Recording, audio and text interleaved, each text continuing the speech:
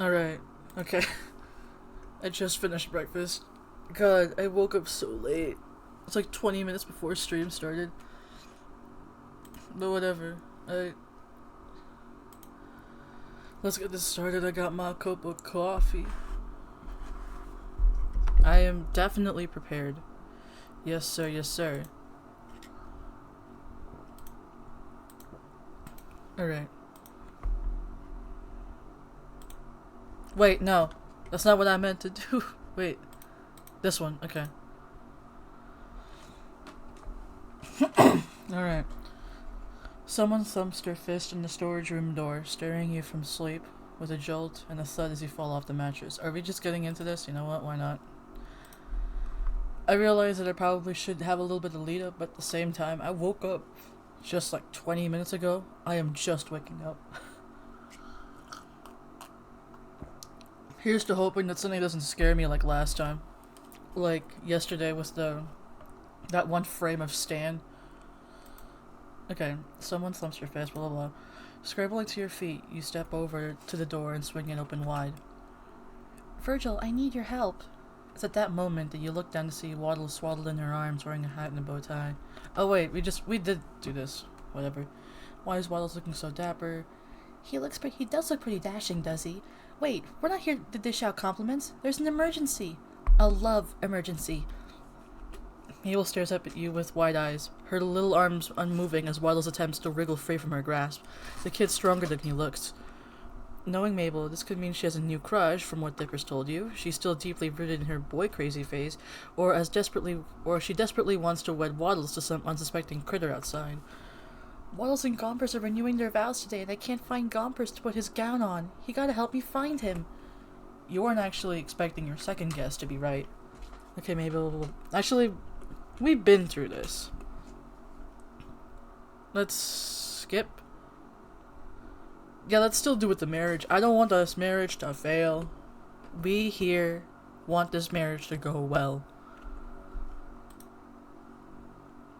Well, we already know where it is, but you know what? Might as well.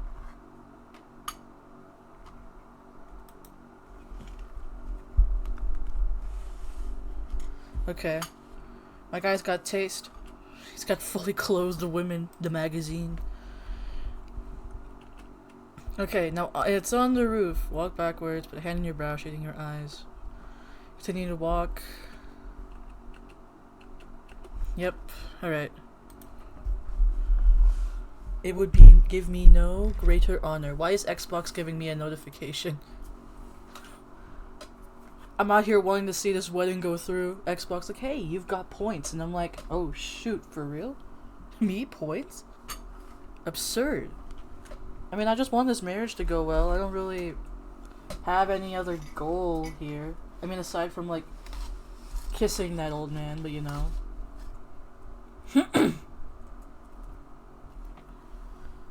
I am a professional, I swear. So one around the horn and one around the tail. Wait. Now let's see the tiaras. I want the tiaras. It's a tiara. A tiara. Oh, hello, Reese. I didn't see you because I'm still opening up chat on my laptop right now because I am very underprepared. But whatever. Skip. Okay. Okay, this is new. Ford takes a step forward on the patio, peering down at you through his cracked glasses. You'd be somewhat intimidated if it wasn't for the fact that he's blushing. I appreciate that you occupied the kids for Stanley and I while we were out. Both of them seemed to like having you around. You grinned at him with a shrug. It's no problem. They're fun to hang out with, even if I'm gonna have some strange photos in Mabel's scrapbook by the end of it. Ford smiles, sweet and almost kind. It's your turn to turn red when he looks at you like that. Well, if you'll excuse me, I got things to get back to. Yes, real smooth there, bucko. Real smooth, Buster. You're doing amazing, sweetheart. Alright. He walks past you and into the house, Stan following soon after. Stan elbows Ford and it looks like he mutters something to him, but you can't hear what it was. whatever he said, Ford looked scandalized. Hand on chest going like, "Ah, pshaw! The audacity!" excuse me. Popsicles, call the red ones, and then Stan calls the pineapple ones. But the pineapple ones are the best ones, blah blah blah. Okay. God, I need more than one cup of coffee. Anyways, it's another day of summer, with nothing to do but wait. Your schedule is surprisingly clear today. Ford usually has something going on for you to help with, and if not, Stan, Seuss, or the kids do. Who do you find? Well, Pshaw. Ford. You pass through the living room, and Mabel spots you from her seat at the table. I really want to know what happens if I switch between both of them. Like, is it enough that I don't have anything big happen, or it's just like, is there an ending where I can snag both of them? Hear me out. What if? Please. Virgil, I was hoping I'd see you. Come, I want to ask you something. Mabel points down at the table with raspberry pink colored pencil, her art supplies scattered across the table, lie various sheets of paper with brightly colored doodles and lots of glitter. You see a drawing that looks like a cross between Barney and Godzilla, a page full of puppies, and a page with a drawing that looks like you with... Is that Ford or Stan? Mabel's not finished with it yet, but the telltale jawline gives it away. You sit down at the table, across from Mabel, and suddenly get the same feeling you'd get at a job interview. It's intensified when she pushes her organized chaos of papers aside and staples her fingers over the table surface. Virgil, I'll be frank. Hi, Frank. I'm sorry. I've been trying to find a match for my grunkles for a while, but I never seem to get their matches made. Sorry, a match? But then it's like you were pulled from thin air, attracted to the shack by a magnet of love. It was a sign, and this week just made the chemistry you share with him obvious. You know who I'm talking about, right? Because there's only one option for this. But then what if, like, you have several options? Is there an option to do both at the same time? I'm just saying.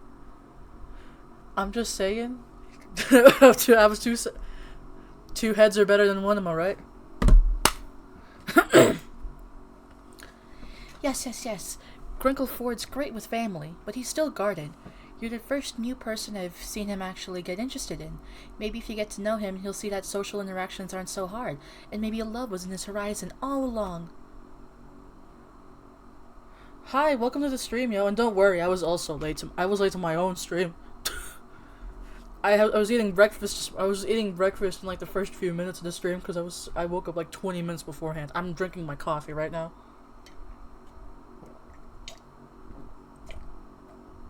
So don't worry about being late. We are vastly underprepared here. Alright. Love, that's a jump to say the least. And anyway, though you've had the chance to share some quality time with Ford, you still feel like there's a huge part of his story that you're missing. How much do you even know about him anyway? And why do you want to know so much more?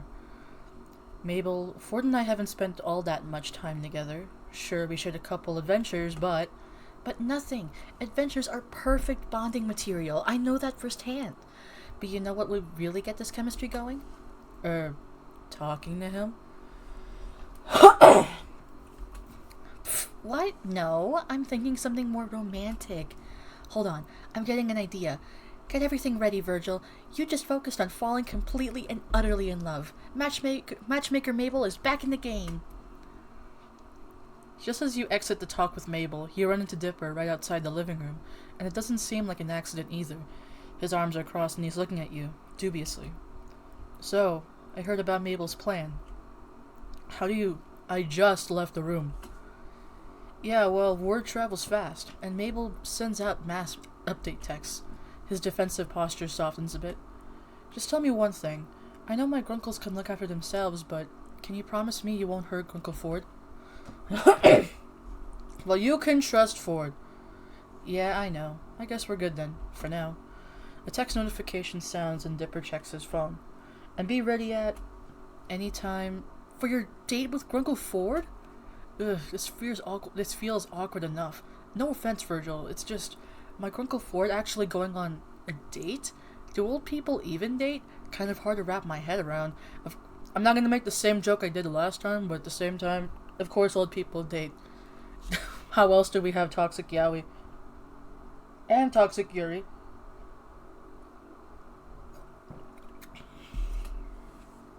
I hope Mabel doesn't ask me for my help tomorrow.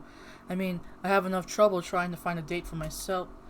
Mabel calls down from upstairs. Hey, Dip-Doo, I'm gonna need your help tomorrow.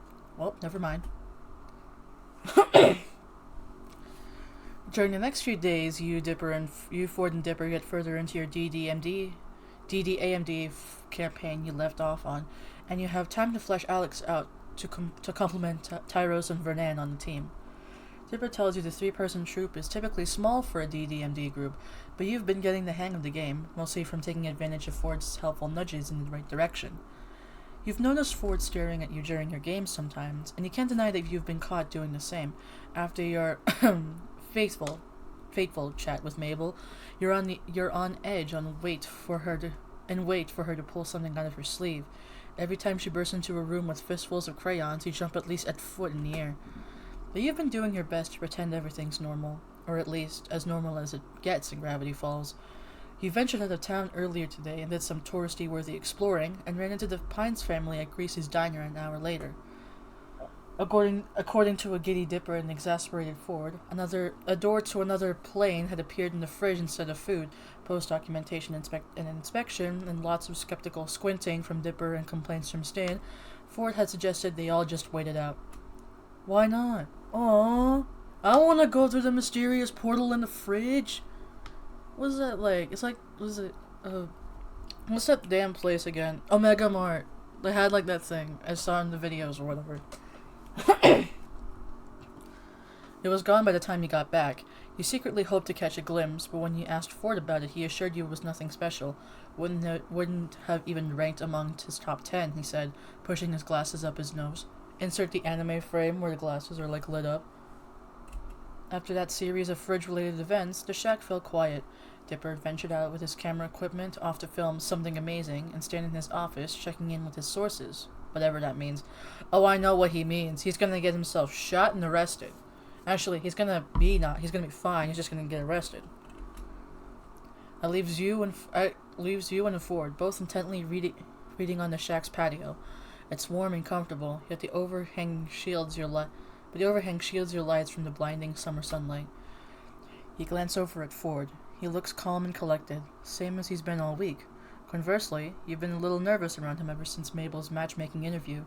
It's not that you haven't thought of him in that light before, it's that you never planned on actually trying it out. You can always ask Mabel to call off the matchmaking thing after spending the past couple days convinced that Mabel was going to spring an unavoidable romantic situation at you at a moment's notice. You'd rather not live with that kind of anxious anticipation. God, I need water. Huzzah. You settle back into your book, a paperback Ford lent you. It's a jargon-heavy sci-fi with an abstract cover you probably would have overlooked in the bookshelf, and you think you're about to see the first glimpse of the plot after a 3-chapter introduction. You go to turn the page of your book, but the back door slams open. Mabel explodes into the porch, armed with oven mitts and an apron. Virgil, Grunkle Ford, I need help and I need it now. Ford sits up with a wide-eyed look, fixing his glasses that had been startled off the bridge of his nose. What is it? Is something burning? Is something burning in the kitchen? I need help baking.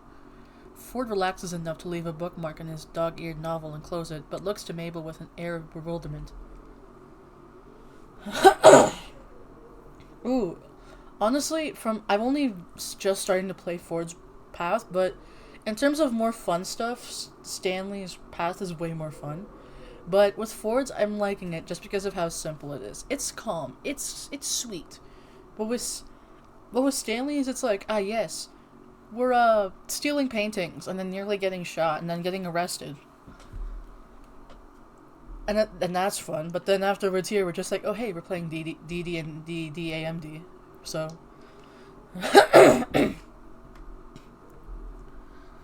Grenda's throwing a, I can't pronounce that, party for Marius when he comes to visit, and I volunteered to make cupcakes. And I was like, yeah, I can totally bake a batch of cupcakes, but as it turns out, Smoke unfurls from the back doorway, inevitably followed by the screech of a fire alarm inside.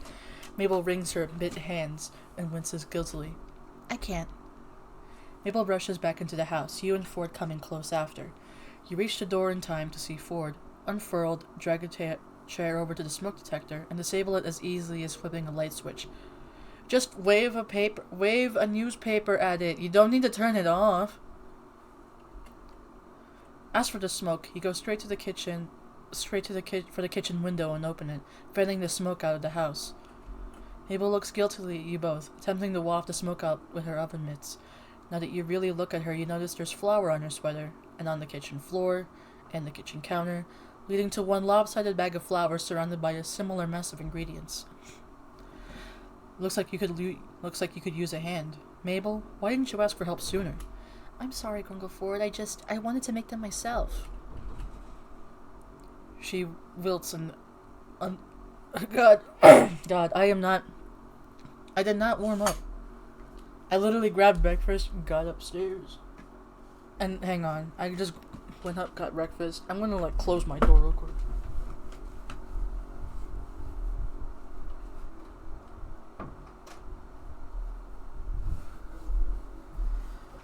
There we go. Flower explosion, let's go. But I need those cupcakes, and I need your help. She points at Ford. And your help. Mabel then moves her pointer finger to you. Oh dear. Both of you need to help me with this.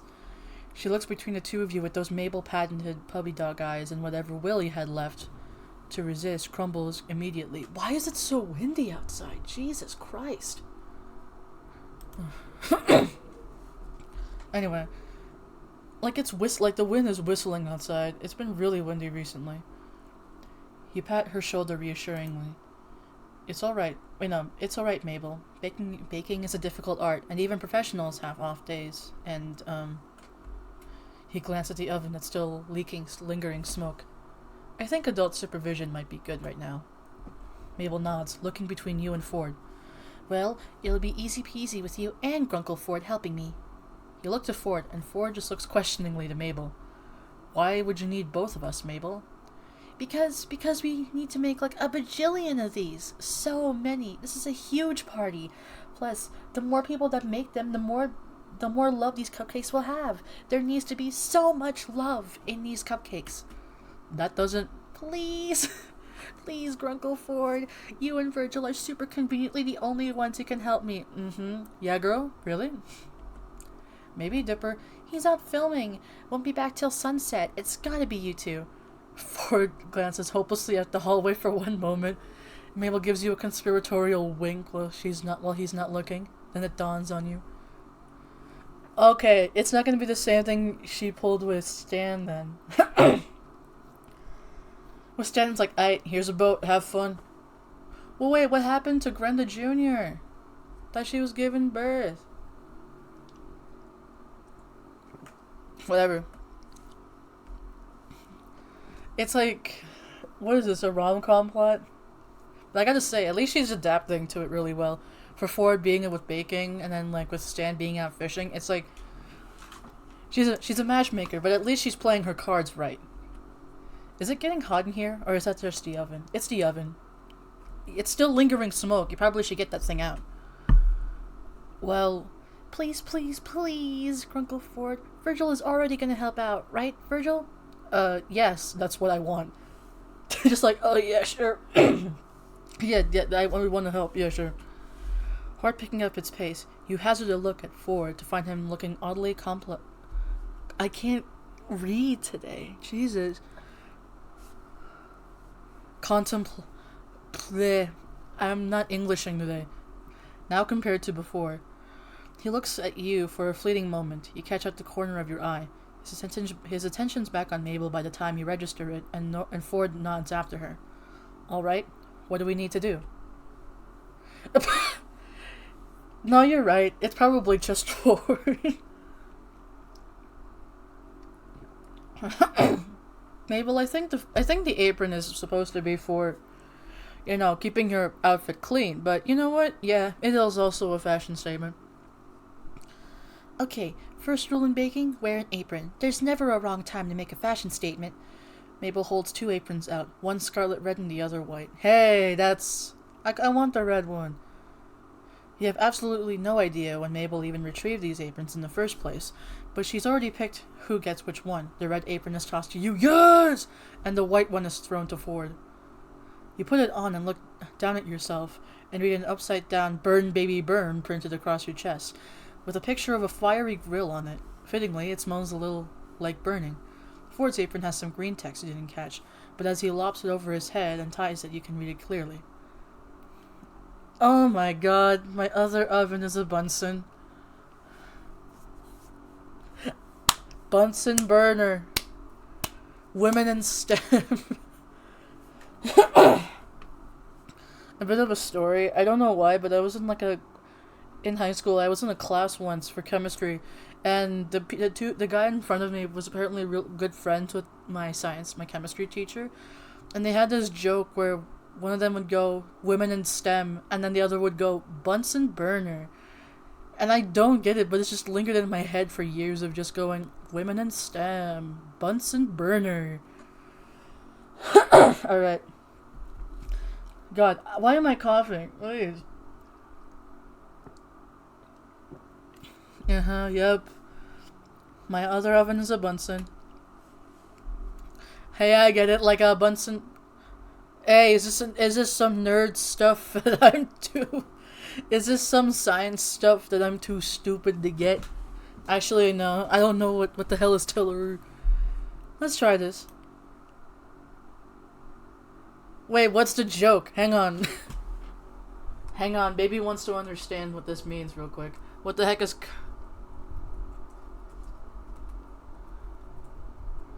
Copper and... Hang on. Oh! That's funny. Never mind. It's like that Tumblr joke of like, hang on, I gotta Google something real quick. Okay, this is funny. Yeah. Cute. Let's go. Oof. We love flirting nerdily with this old man.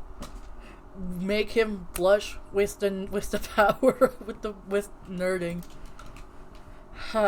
Okay, Mabel. What's our next step? The second rule in baking is to know your recipe. It's got everything: the ingredients, the instructions, the temperature. Then why didn't you follow it? Ford looks to the counter and picks up a piece of paper. You guess it's the recipe, judging by the frilly-looking photo of a 3-tiered cake on the back. He scans over the ingredients, focused. And the third rule in baking is to forget your recipe. Oh, but that's only if rule 2 doesn't work. Yeah, sure. How are we looking, Grunkle Ford? I was worried we'd be short in sugar, but I think we'll make it. Are you switching recipes, Mabel? There's ingredients listed here that aren't already on the counter. Mabel laughs loudly and attempts to clap Ford on the shoulder. She only manages to reach his elbow. And you suddenly suspect that whatever baked good Mabel had burned in the oven earlier was a fabricated failure. You glance at the stovetop. The open box of store-bought cookies sitting on top confirms your suspicion. Oh, Grunkle Ford, you tell the best jokes. That wasn't a joke.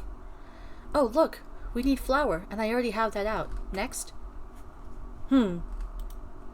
Ford reads the list of ingredients aloud, and Mabel darts around the kitchen, gathering them as he calls them out. You set work finding the utensils Mabel needs. Searching through unfamiliar drawers, she points out to you. After opening nearly every cupboard, you come up with an array of mismatched measuring cups, 2 half-teaspoons, and a dented tablespoon. Good enough. How many cupcakes... Wait, no. How many cupcakes do you need for tomorrow, Mabel? At least 100. 100? 100? You give her an undisguised look of incredulity. I can't speak English today. Incredulity. I can't speak, whatever, and Mabel sends back a series of gestures telling you to go along with it, pointing at Ford's thoughtful face and mouthing, "He bought it! 100? 100 cupcakes! Oh my god! I know, go girl." Okay, fine. it's a piece of cake to bake a cupcake. So since the recipe makes 2 to 25, oh wait, no, that's, I was gonna say it isn't like the rule, like the ratio stuff, but that's for making bread, I think.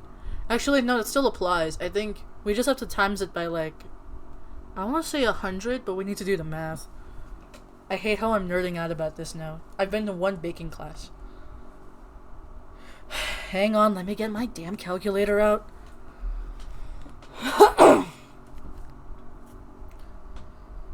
Hang on a second. So if we need 25...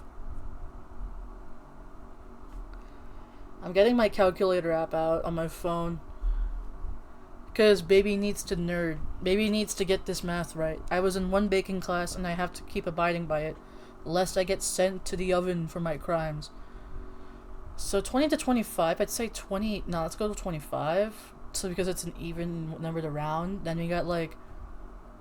So we have 100 and then we got 25. So that leaves it to 4, so it's quadruple. Right? Really? Is that right?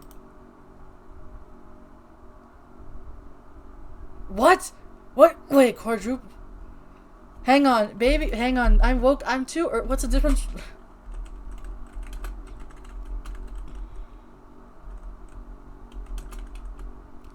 Hang on, I am too stupid for this quadruple and quintuple. Girl, please.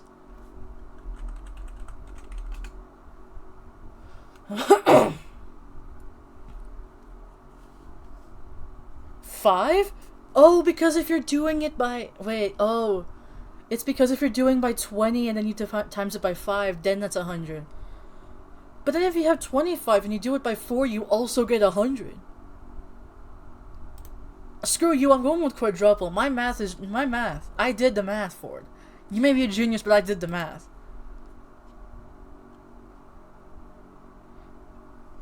Okay, but then that's also accounting for the fact that you like how like we don't I don't know what are the the cupcake trays, okay? The cupcake pans, like how many are in each pan? Because then that's going to determine the factor. But right now, it was a range between either 20 or 25, okay? Am I getting upset about this? Yes, I am. Whatever, you're bewildered that 4 doesn't question the quantity, and instead he's starting to factor in how many acceptable cupcake pans he can find in the cupboards, grumbling as he searches through the clangs and dull thuds of other bakeware. Oof. When was the last time Stanley... Ah, there they are. Looks like we have one that's rusted and one that hasn't. Virgil, get the pan that's already in the oven. If we manage to clean it... No, it's definitely uncleanable. It's totally burnt. Batter everywhere. Virgil, can you... Mabel makes gestures to disposing evidence of her baking failure, and you wince but nod. Am I still... Hang on, now I'm... Now, I didn't save. God dang it. You know what? Screw you. No, screw you. I want to see what happens. Quintuple?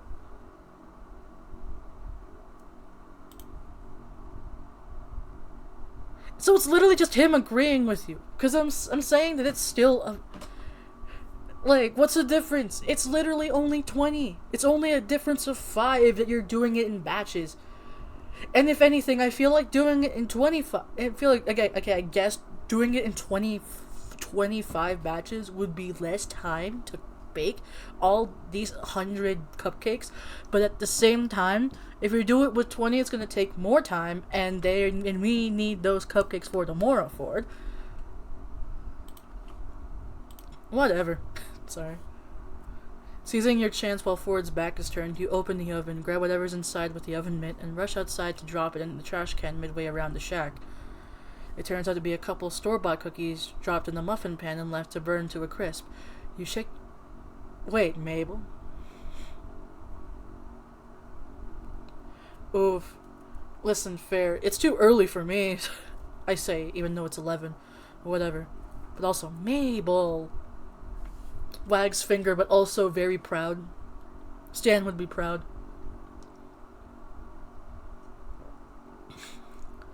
It turns out, blah blah blah, you shake the cookies out of the trash, leaving you with a still hot but perfectly serviceable pan.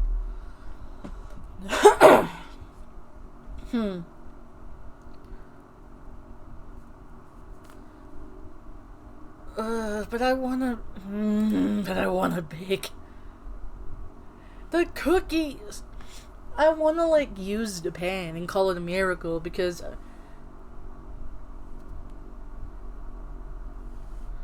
just, I don't know. Listen, that's so fair. So am I. You know what? Take it back, call it a miracle. You return to the kitchen. Look, the pan is actually fine. How lucky. Actually, I gotta help a bestie out. Okay? I gotta help a bestie out. I'm gonna... You return to the kitchen. Yeah, that pan was definitely not salvageable. Complete toast. Ford chuckles, and when he turns his back to the recipe, Mabel gives you a winning smile and 2 thumbs up. You see that Ford had brought a mixing bowl out while you were gone, and wiped away most of the excess flour from the counter. Why was there I mean, never mind, pouring it out, but I was like, why do you have flour on the counter? Are we baking bread instead? He settles back into the role of the recipe reader now that you're back. I've already turned down the oven to the correct temperature. Mabel, noticeably, doesn't look sheepish in the slightest, still grinning in front of the mixing bowl. So our next step is to add butter. I'll measure it out. And so you settle into a rhythm. Mabel measures ingredients and tosses them in. Ford reads up the recipe, pausing occasionally to balance out Mabel's haphazard method of throwing ingredients into the bowl, and you mix everything into a suitable batter. 2 ingredients later, and you notice that Ford rolled his sleeves up to his elbows as he works. You get used to sight of him like this.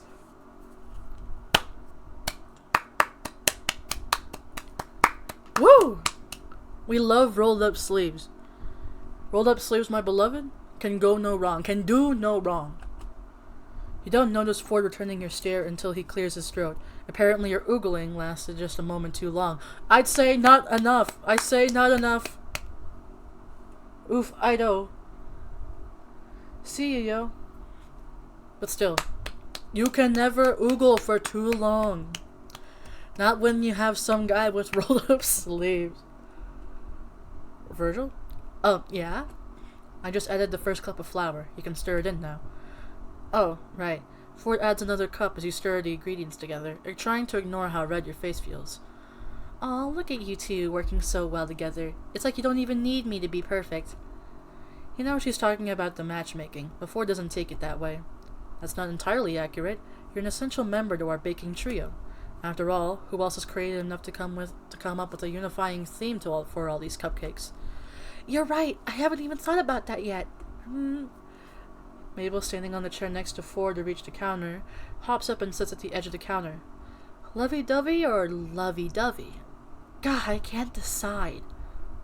What's the difference? While Mabel works it out with her creative genius, Ford scoops out the last cup of flour, going to wipe the excess back into the bag with his finger. Wait, I have the perfect idea. She lifts her arm up in triumph, which promptly sends Ford's heaped cup of flour flying. Ford fumbles to catch it, but ultimately fails, and the cup, along with the bag, fall into the mixing bowl, sending a mushroom cloud of flour in your faces. Flour cakes Ford's glasses, along with his nose, cheeks, and forehead, and the front of his hair to the point where the color is indistinguishable from his usual streak of gray. Mabel, thankfully, sitting to the side of her at her perch on the counter, only got half covered in an explosion of flour, even though she's already got various spots of flour all over her sweater. Oops. It's okay, Mabel. Here, take this and dust the flour off. Mabel attempts to brush flour off her sweater and as Ford takes off his glasses, blowing puffs of white from the lenses and wiping them clean with the hem of his turtleneck. He manages to clear most of the flour off his skin, but he missed a spot. Ford? I'm fine. I've had messier adventures in my time in a bit of flour. No, it's not that.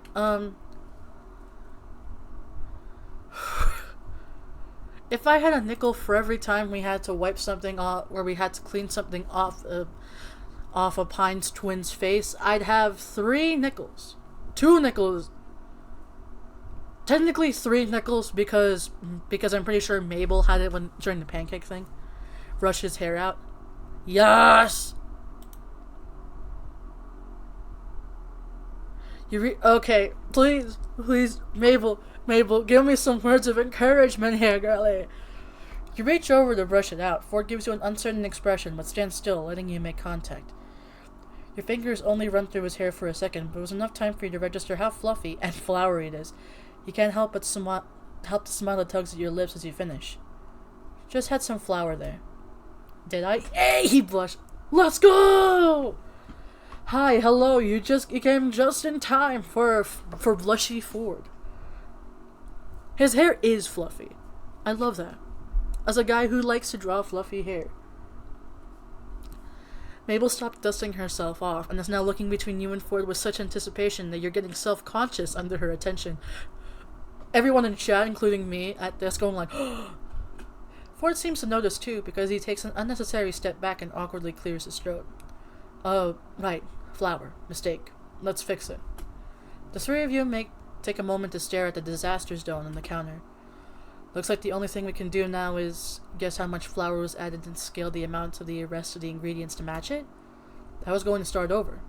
But that's a brilliant idea, Virgil. Let's do it. Of course I am. Of course it's a brilliant idea. I was the one who made it. And I was the one who suggested we quintuple the recipe. Whatever. Mabel, do you have another bowl for this operation? Good thing I found this mega big bowl for mixing. Mabel presents a vessel more akin to a tub than a mixing bowl. It's cleaned, though, and Ford transfers the batter over. Good call, Mabel. Are you secretly a psychic? Nope. Just a little thing I like to call the power of Mabel. She does exaggerated jazz hands, shaking more flour off in the process. The three of you laugh before beginning the post-flour mission. Due to the mishap, you now need 4 times the other ingredients to match the flour that got dumped into a bowl. An inconvenience, but not impossible. Isn't that what we needed to do in the first place?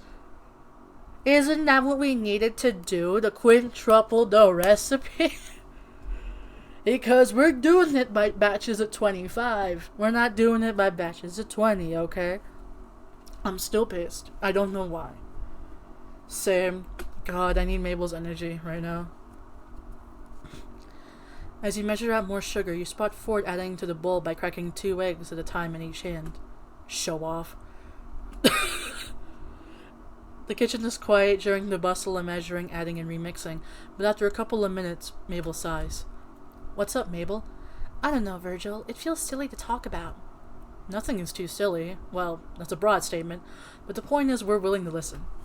Well, Grenda and Marius are showing this party on Marius's yacht, right? You have no idea who either of these people are, but play along for Mabel's sake. Yeah? They're really getting into that romance zone. Grenda even told me that they kissed. Ford only gives a mild acknowledgement, so you have to amp up the reaction zone. They did not. They did so. Can you believe that? I absolutely cannot believe that. Virgil putting a hand on his shoulder, putting a hand on his chest, I cannot believe. Grenda and Marius? Oh my god. And, they're just yes, queen. Ford looks lost as he continues to mix the batter together. And I'm really happy for Grenda. I am, but sometimes I feel a little jealous. Grenda's one of my best friends.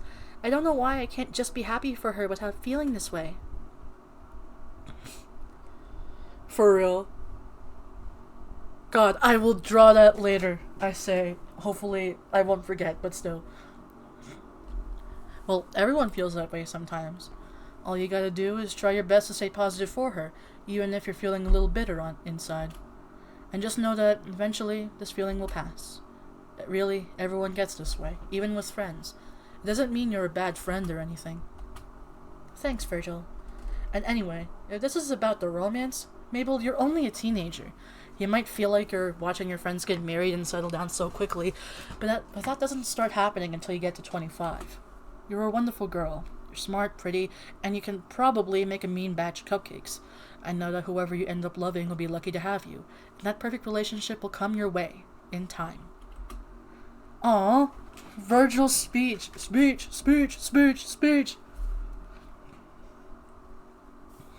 Mabel seems to brighten, and she smiles at you gratefully. Then she looks thoughtful. Getting married. I wonder when someone I know will get married. She's not specific, but Ford pointedly coughs into his fist. Girl, we weren't even referencing you. Nothing is happening between us. Why are you blushing? Wait, we need to make these cupcakes extra special before we bake them. I thought they already were. Weren't we going to split this into 3 parts, add food coloring, and marble them in? No, that's just special. I'm thinking extra special. I'm thinking explosion rocks. You mean that tiny candy that makes your mouth all tingly? Pop rocks! Exactly. I'm gonna go grab my supply. Mabel dashes out to get the candy, leaving you and Ford alone in the kitchen. Art!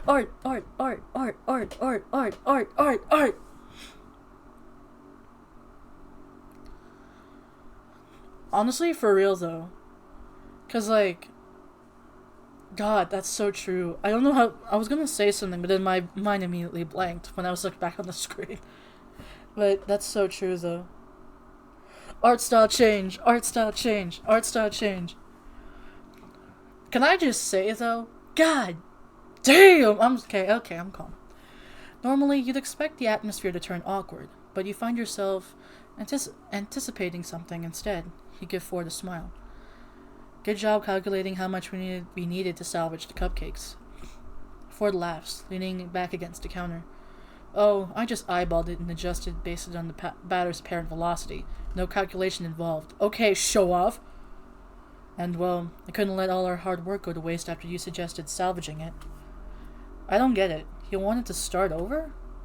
Well, I had a whole plan in mind. We were going to quadruple the recipe, and now it's more like octuple. But I think this was a better route to take, now that I think about it. That was the last of our flour. Wait, damn. Stanley needs flour for pancakes this week. Would he take cupcakes for breakfast instead? We're gonna have plenty of extra. Knowing him, I think the probability is high.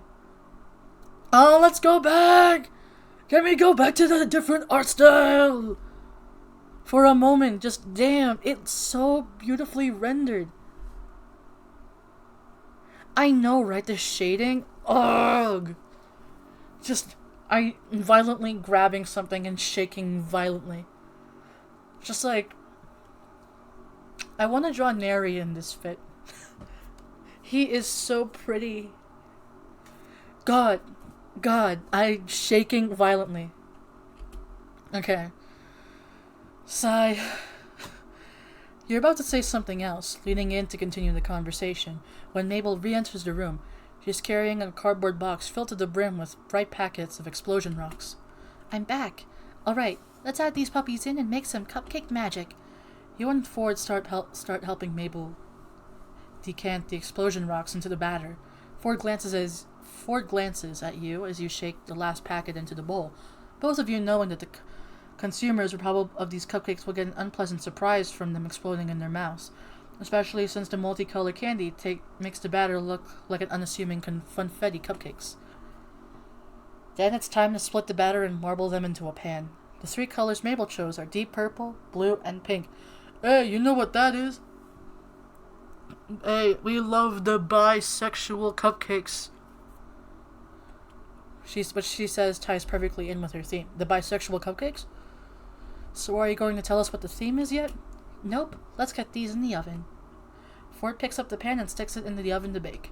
There's still plenty of batter in the mixing bowl. You barely skim the surface with the first batch. You and Ford share another look. Alright, time for the best part. Frosting. What kind do we have? It's not the kind we do have. It's the kind we are making. Mabel presents another recipe card. Oh, jeez. Thankfully, the frosting is far easier to make than the batter. By the time you and Mabel separate the sugary result into a few different bowls for coloring, the first batch of cupcakes came out of the oven 10 minutes ago and have cooled down on the counter. Buy cakes, buy cakes, buy cakes, buy cakes, buy cupcakes. Buy cupcakes? Or in this case, I was gonna make a joke, but then I lost it. Jesus, it's too early for this crap. As Mabel puts it, they're ready to be Mabelified. Ford grins at her as he starts dyeing the bowl of icing bright pink. Decorating the cupcakes is by far the most fun part of the afternoon.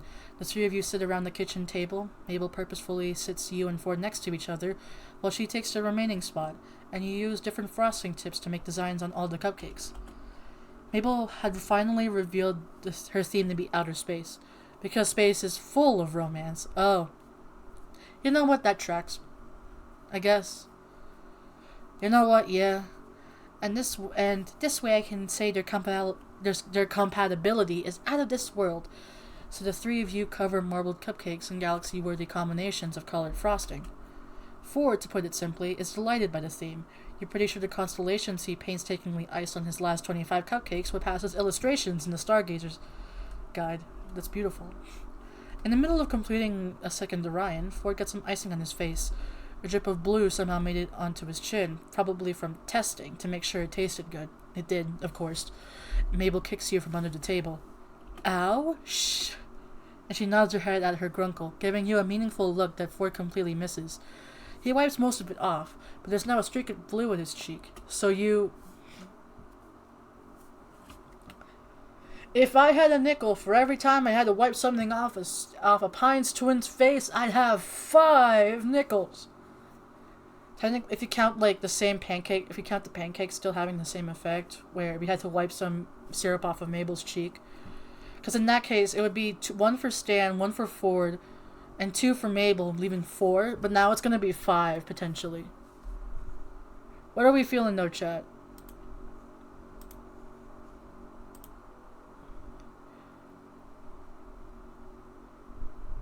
Okay, yeah. So wait, when did you what do you last remember from the last stream then? Because there's one, because of course during the pancakes there was one with Mabel where she has syrup on her face, and like we have to wipe that off, and it happens in every run. But then with Ford we had to dust off the hair earlier. Black can't speak. Yeah, let's wipe it off for him. Yeah, let's wipe it off for him. I mean, I'm right there. If I was out from the other side of the table, I'd been like pointing out. Okay, wipe it is.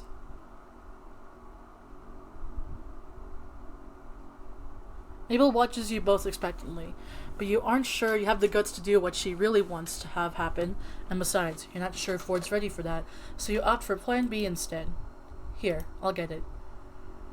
You reach over with a napkin to gently wipe the streak away, hoping he doesn't notice how your hand shakes with nerves from the close proximity. Ford is also hyper-aware of how close you two are now, and you can't ignore how his gaze drops from your eyes to your lips as you inch closer to wipe the icing away. Hey, yo! There. I got it. Ford's cheeks almost match his sweater. Oh, thank you, Virgil. Eventually, the three of you finish decorating over 100 cupcakes, looking at them all lined up on the counter. You can really see the decline in quality as you, Ford, and Mabel got worn out. The last few have frosting in solid colors, with just a handful of star-shaped sprinkles on top. I can't believe we're finally done. Yes, I can't believe I'm saying this, but I've had enough of the night sky to last me the rest of the week. Oh, but we're not done. Mabel sounds as peppy as she has all day, even though she must be as tired as you and Ford. There's just one last thing to do. Clean up, because you have a huge mess here. No, Grunkle Ford. More important than that. More urgent, more desperately needed. Ford looks perplexed. What could that be? The glitter. Mabel pulls over a sizable tub of blue edible glitter that had been sitting at the back corner of the counter for you for you're guessing the whole afternoon you've been here. Unscrewing the lid reveals its sparkling, shiny contents. Each of you grab handfuls of glitter, sprinkling liberally over each cupcake. It's like the salt guy. Like you guys did the hand gesture. The only person who seems to be hesitating is Ford, who keeps stopping to attempt glitter gradients in order to keep his earlier icing work clear of glitter. Mabel comes in after him, though, and fills in the blanks so that the whole thing sparkles. Soon enough, the tub is nearly empty. How big is this tub? How shiny are these cupcakes? You know what? Valid. I love sprinkle. Great. All of these are great for the party. Except this one's for Dipper. This one's for Grunkle Stan, this one's for Waddles. Mabel puts the exceptions aside, and in the end, the three of you grab a cupcake each, as a reward for an afternoon's hard work.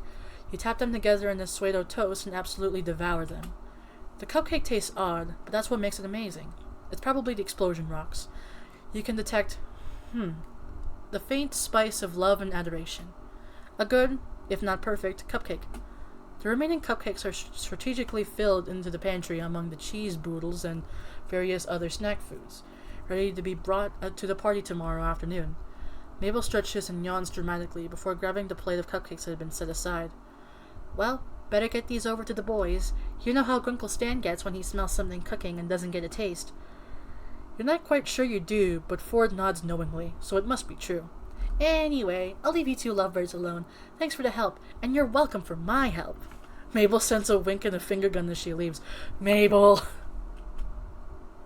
Ford, don't question it. Don't question it, Ford. Ford, honey. Don't question it. She's just joking, okay? Ignore it. Ignore it. Your heart freezes in your chest as Ford looks at Mabel's exit with an unreadable look, then faces you. You see, I know what's going on. I'm sorry. This isn't the first time Mabel's tried to find my match.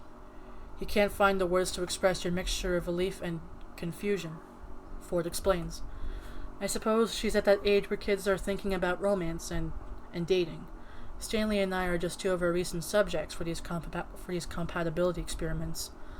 Last time, Mabel reached out to Mermando to set me up with a merman. She didn't tell me what kind of situation it was, so I unknowingly grilled him with enough scientific queries about merpeople to send him back underwater with a grumpy burble. Ford gives you a small, genuine smile. But I can't say it's been all that. It's all been bad. After all, I haven't managed to repeat that kind of mistake yet here. Go for the high six. Yeah, let's go. High five.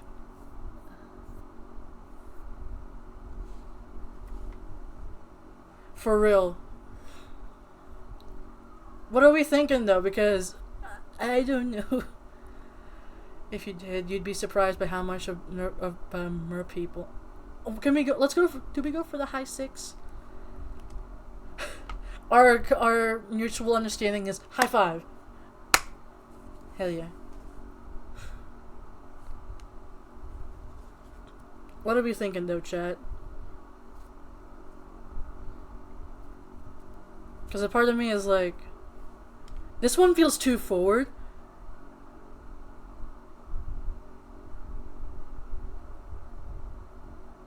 Actually, I have it saved, so let's see. Let's go for this one. Okay.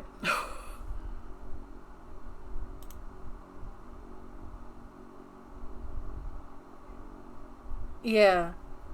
I mean, you know what? Yeah, let's go for the middle one. Just because, like, the high six, like, on one hand it's goofy, but at the same time I want to, like, get it rolling, I guess. But he doesn't seem to be that bothered. I think just because this one hasn't been that bad. It's not like standard Mabel shenanigans where it's like us in like a romantic date. It's really just us spending time together.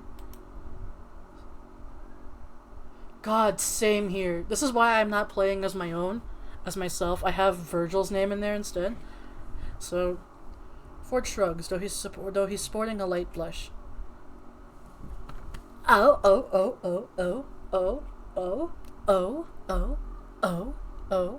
Okay. Ford, please.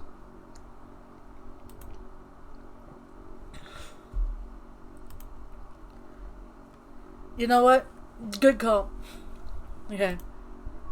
You both look around the disaster scene in the kitchen. Since Mabel conveniently had other things to do, she left you and Ford with the task of cleaning everything. Ford rolls up his sleeves and adjusts his glasses. Come on, let's get this kitchen cleaned up. Called the caterers, I hear wedding bells. Yeah. Hey, we're moving up there. We're moving up there. Let's go. Also, I love how derpy they look. Just the eyes. You don't think you've been more nervous in your life. People came with you yesterday when you went shopping for extra clothes. Since Stan's mechanic skills left your car still being worked on, and you realized you needed more clothes than you packed. However, she managed to sneak in a relatively fancy set of clothes to add to your pile of summer-appropriate clothing, and she flourishes them in your direction with a wide, brace-filled grin. Ta-da! For tonight! You stare at the fancy outfit like it's going to jump out of Mabel's hands and attack you. Mabel, are you sure Ford agreed to this? Of course he did. I asked him and everything. He dropped whatever he was working on instantly. And it hit the other stuff on his desk, which fell on the floor, and he said, I'd love to, but I'll need a fashion makeover. Please help me, Mabel. You're my favorite great niece. Okay, he actually said something else, but he said yes at the end of it. Now come on, I have to put the finishing touches on this perfect date. Get dressed, then come to the living room. Oh, that's not the date? The baking wasn't the date yet? Cause like Mabel left it off with the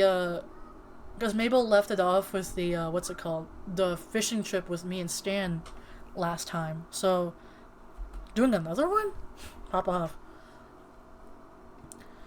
She shoves the clothes at you and leaves you in the room to get yourself ready. What do? I'm gonna throw up. What do I do? I'm so nervous. You put on the outfit Mabel picked out for you and head out to the living room, where Dipper promptly guards the way into the kitchen with his noodle arms. Mabel wants me to keep you in here until Great Uncle Ford is ready.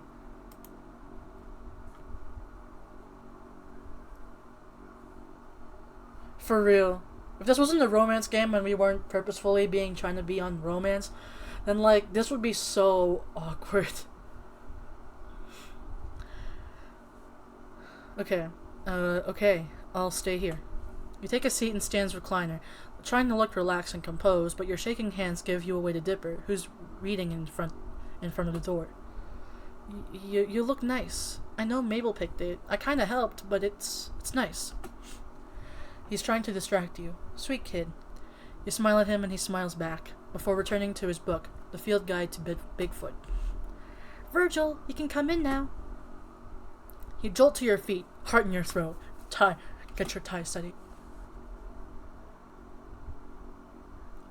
No offense, I don't trust Dipper with any romantic advice, cause, yeah. But here goes nothing. Dipper stands up and awkwardly pats your hand. Just be yourself, Virgil. Great Uncle Ford likes you. I can tell. Trust me. He gently shoves you towards the kitchen door. It looms in front of you menacingly. Now, go get him, Tiger. Was that weird to say? Good luck out there, dating my great uncle. Gross. Anyway. With surprising strength, Dipper pushes you through the door as Mabel opens it, and you stumble in the kitchen and look up and... Oh god. Open the floodgates of heaven. Hang on, wait, where's the... Hey, where's the soundboard? Where's my soundboard? Hang on. Let me get the soundboard. Can we get a... Yay! Ford in a suit. What will he do? What crimes will he commit? I forgot I'm not recording the audio for the VOD. Oof, but hang on. Soundboard.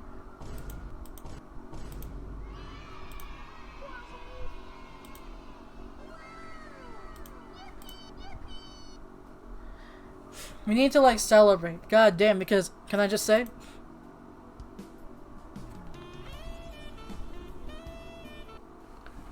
Okay. That's it. I promise. Alright, let's focus. Ford's dressed up too. He's in a three-piece suit with a maroon necktie. How did Mabel know your only weakness? Well, that and... Wait. He has oh my god, he has flowers. He has flowers. He has flowers. Wait a minute. Give me a moment, please.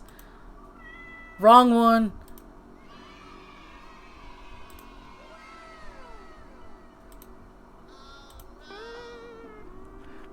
Someone help. Okay, focus. He's not the green flag, he's the whole forest. He's not a green flag, he's the entire green dye industry. You make eye contact after examining one another, and you feel your face flush red as his. Mabel beams, clasping her little hands together. Yay! Now it's the moment we've all been waiting for. The Mabel-certified dinner date of dreams. I knew Grunkle Ford would be a hopeless romantic on a dinner date of his own, so I'm here to make this one perfect. You notice how she's wearing a bright pink apron. That something smells very burnt. Mabel? Dipper pushes you further into the kitchen, and Mabel shoves Ford forward. The two of you stumble, almost colliding in with one another. Ford straightens up and clears his throat, his face as red as his tie. Well, these are for you, Virgil. You take a closer look at the bouquet and discover that a third of the bouquet are real flowers. They look to have been picked from outside the shack. Another third are pipe cleaner flowers with glittery petals, and another third are origami lilies. Girl, I can't not. Hang on, give me a moment. Just...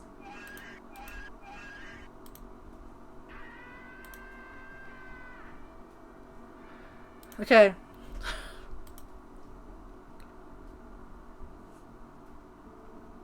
Ditch. To be fair, we did commit crimes with Stan in the other run, so it's not out of the question for him to actually kill a man. Judging by both Ford and Dipper's paper cuts and Mabel's sparkly sticky fingers, they collaborated to make her bouquet themselves. This is the cutest thing you've ever seen in your life. I know!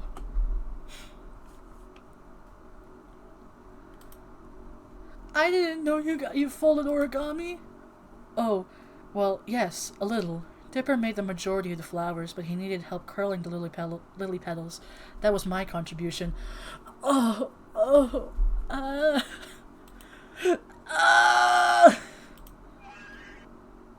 Just... I'm not... My heart, man. Damn.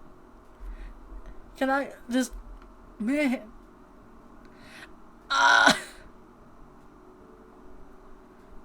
Okay. Great Uncle Ford, you did way more than that. You picked a colored paper. You picked a colored paper that the lilies were gonna be too. They're red, of course. From your limited knowledge of color symbolism, the message is clearly sent across.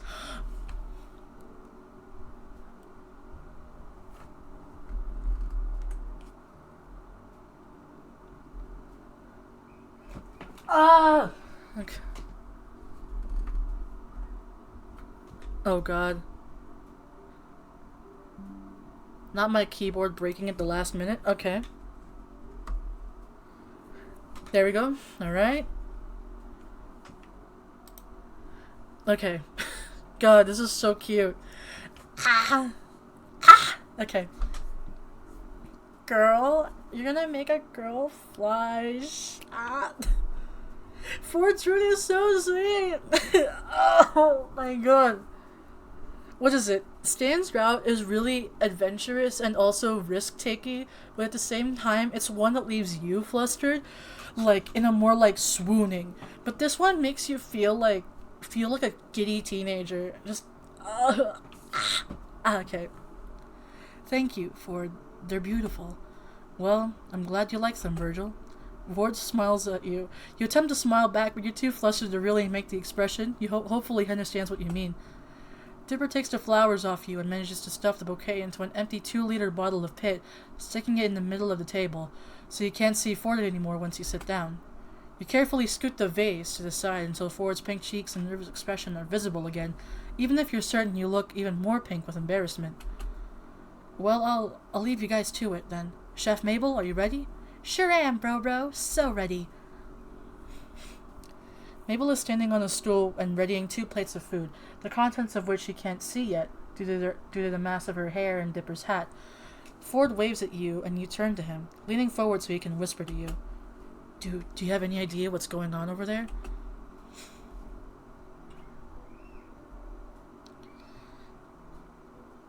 As long as there's no, hang on. She has a bowl of jelly beans, so whatever happens, I'm eating all of those. Oh, really? Not if I go for them first.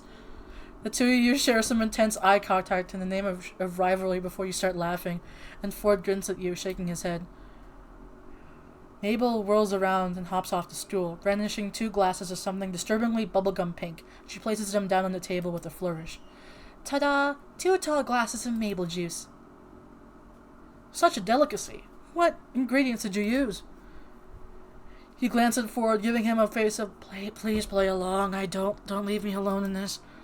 Oh, yes, Mabel. This looks truly exquisite. Pray tell, what is your method? Are the plastic dinosaurs and Monopoly pieces just decoration for this fine creation? Mabel's too busy giggling at you both to answer, but she thankfully doesn't notice that neither of you touch your drinks. Ford's too busy smiling at you from across the table as you ask Mabel about her secret ingredients for Mabel juice, and whether she used a blender or a food processor to mix it all together, calling it a true work of art. Anyways, onto the main course. Voila! Mabel turns back to the stove and grabs 2 plates of food covered with cloth. She places one in front of Ford and one in front of you, both stretching across the table and pulling both cloths of the plates at once. What awaits you on each plate is horrifying, to say the least.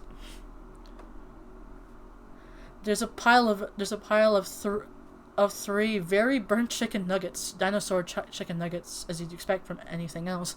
Some half-wet, half-dry noodles with a slice of cheese draped across the top, and a handful of jelly beans, a special ingredient, of course. The Mabel special. I'm not a fancy cook, but I'm just a cute little girl. But I slaved away at this romantic dinner for you two, dang it. Mabel, this looks... Ford looks to you, panicked. I want to take a long sip from the drink so bad because it would be funny. Oh, I thought it was just gonna be like, it's a good drink. I'm not exactly sure what to eat first. There are so many choices. I suggest cleansing your palate with the jelly beans first, then digging right into the mac and cheese. That's mac and cheese? I thought you were making spaghetti, but then you forgot the pasta. I mean, but you forgot the tomato sauce, but sure. I got that bit from one of those weird cooking shows Crinkle Stan left on TV when he fell asleep. Now that's an idea I can get behind. The jelly beans, I mean. Not if I steal your jelly beans first. Ford arches a brow at you, but he grins at the pseudo challenge. You can take my jelly beans, alright, over my burnt chicken nuggets. You're on. We're a bit silly here. We're a bit silly. We like to be a bit silly here in the Mystery Shack. You and Ford dig into the jelly beans, going as far as to try and spear them on your forks to play the part of high cuisine dinner. Ford seems to relax a little as the dinner continues. But once the last jelly bean has been eaten, the two of you go silent once again. Ford glances between you and the remains of his food, swallowing hard. Mabel rushes in to save the date. Of course. Oh, of course. I forgot the sauces and stuff. Silly Mabel. Exactly. The silliness is the vibe in this function. Mabel goes into the fridge and grabs bottles of ketchup and mustard, placing them on the table next to... Is that the blue glitter we use in the cupcakes? Yep, you're lucky there's still some left. Why is it here? Garnish, silly.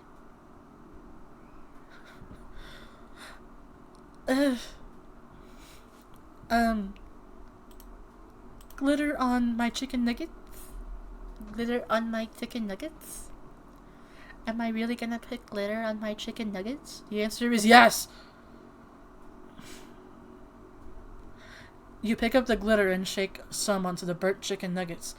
While they're now blue and twinkly, the glitter hides the burnt bits and makes the nuggets look a little more fabulous. Why? They're pretty now. Ford, do you understand? They're pretty, and they're shiny, and they make it, and I'm trying my best to make this look edible to me. Add a little glitter and anything is possible. I don't think so, but you know what? We'll give it a try. Now, I don't know why I was gonna say glitter, like the sentence, add a little glitter, anything is possible. And I'm just imagining the visual of, like, the narrator grabbing a handful of glitter and then just throwing it to Stanley's face, and it's just like, there. Ford laughs, and you hold the bottle of glitter in front of him, shaking it enticingly. Come on, join me with my pretty nuggets. If you say so. We're a bit silly in here! We can do a fix situation though. I mean, listen, maybe that's part of her plan. Seuss does write fanfiction. Seuss does write fanfiction, and both of them know. So theoretically, we could potentially get just both of us like sick out of our gourd, and then we're just like lying in bed going like, "You good?" I'm like, "No," and it's like, "But you know what? Date was awesome though." Fist high six. It's like that gif of Schmebulok, where like, or was it just a random gnome where he's just like spouting out like rainbows? Ford decorates his nuggets with glitter, and your respective plates shine under the kitchen light. Mabel looks at you both expectantly, like you're going to chow down on your dinners now that you've been appropriately sauced up. Eat up, you still have got a lot of food left.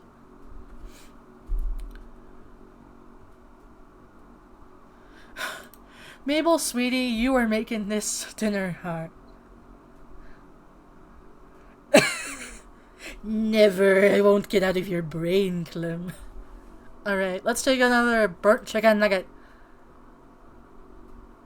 Huh.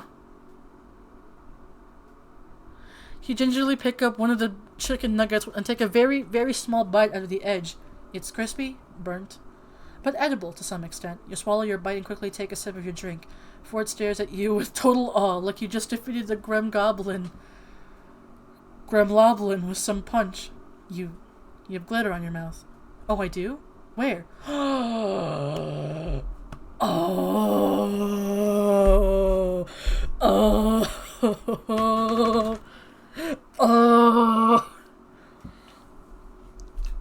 Hang on.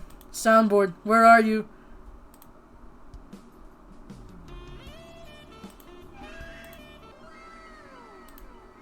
We are rizzing him up! Let's go! We are rizzing him up. God bless. Let's go!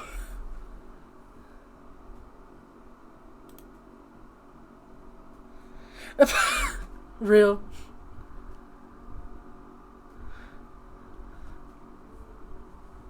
Okay. Oh my, hang on, I didn't even read that. Let me go back. You lean forward in question, and Ford carefully reaches his arm over the table, wiping the glitter off from your bottom lip. Both of you flush at the gentle contact, especially since all the while he's gazing down at your mouth, hopefully thinking the same thing as you are.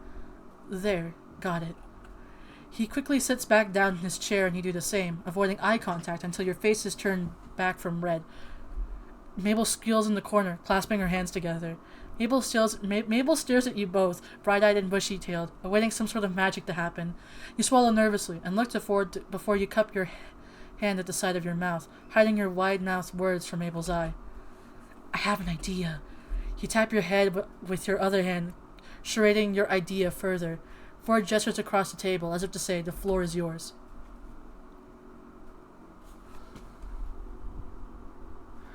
What? Hang on, what? Are we pulling a fic trope here?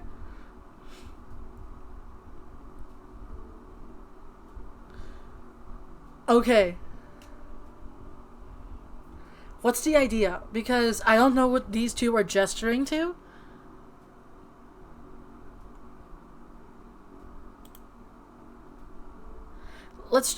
I have it saved, so let's go for all of them, just because I want to know what these plans are.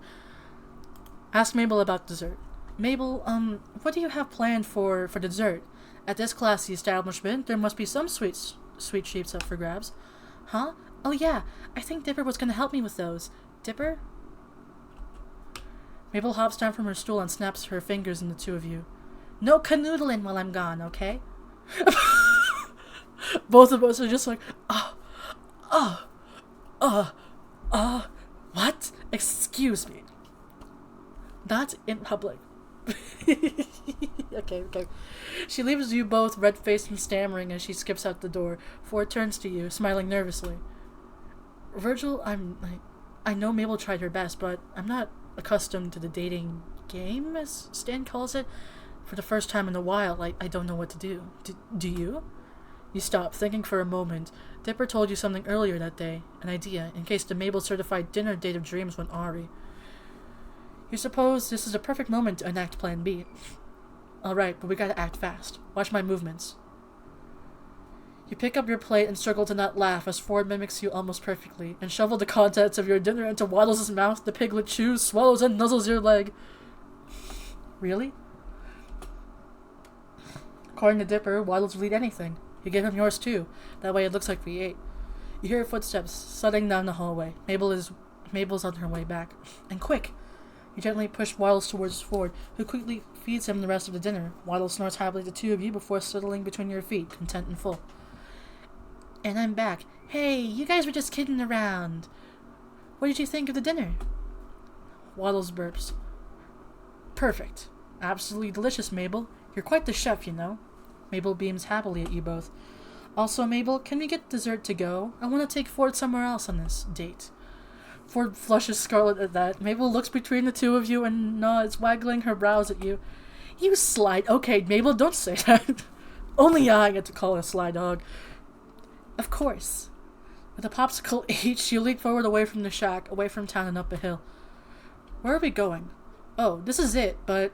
You point towards you with your popsicle and... A meteor shower? The timing seemed almost too perfect. I didn't want to miss out on seeing it with you. Lord. For real, she's pushing way too much right now. Like, girlie, this is a slow burn. This is as slow as the burn is gonna get. It's burning a bit fast, but you know what? We ain't erupting into flames right now, okay? Can I just say, this is adorable. I'm surprised you went looking into meteor showers, Virgil. Well, after our last time searching for anomalies, I got curious about other celestial stuff. Also, Dipper told me about it. Plan B. Ford laughs. That kid's bright. The twins are both very smart, and very close, for siblings. Ford pauses, and there's something on his mind.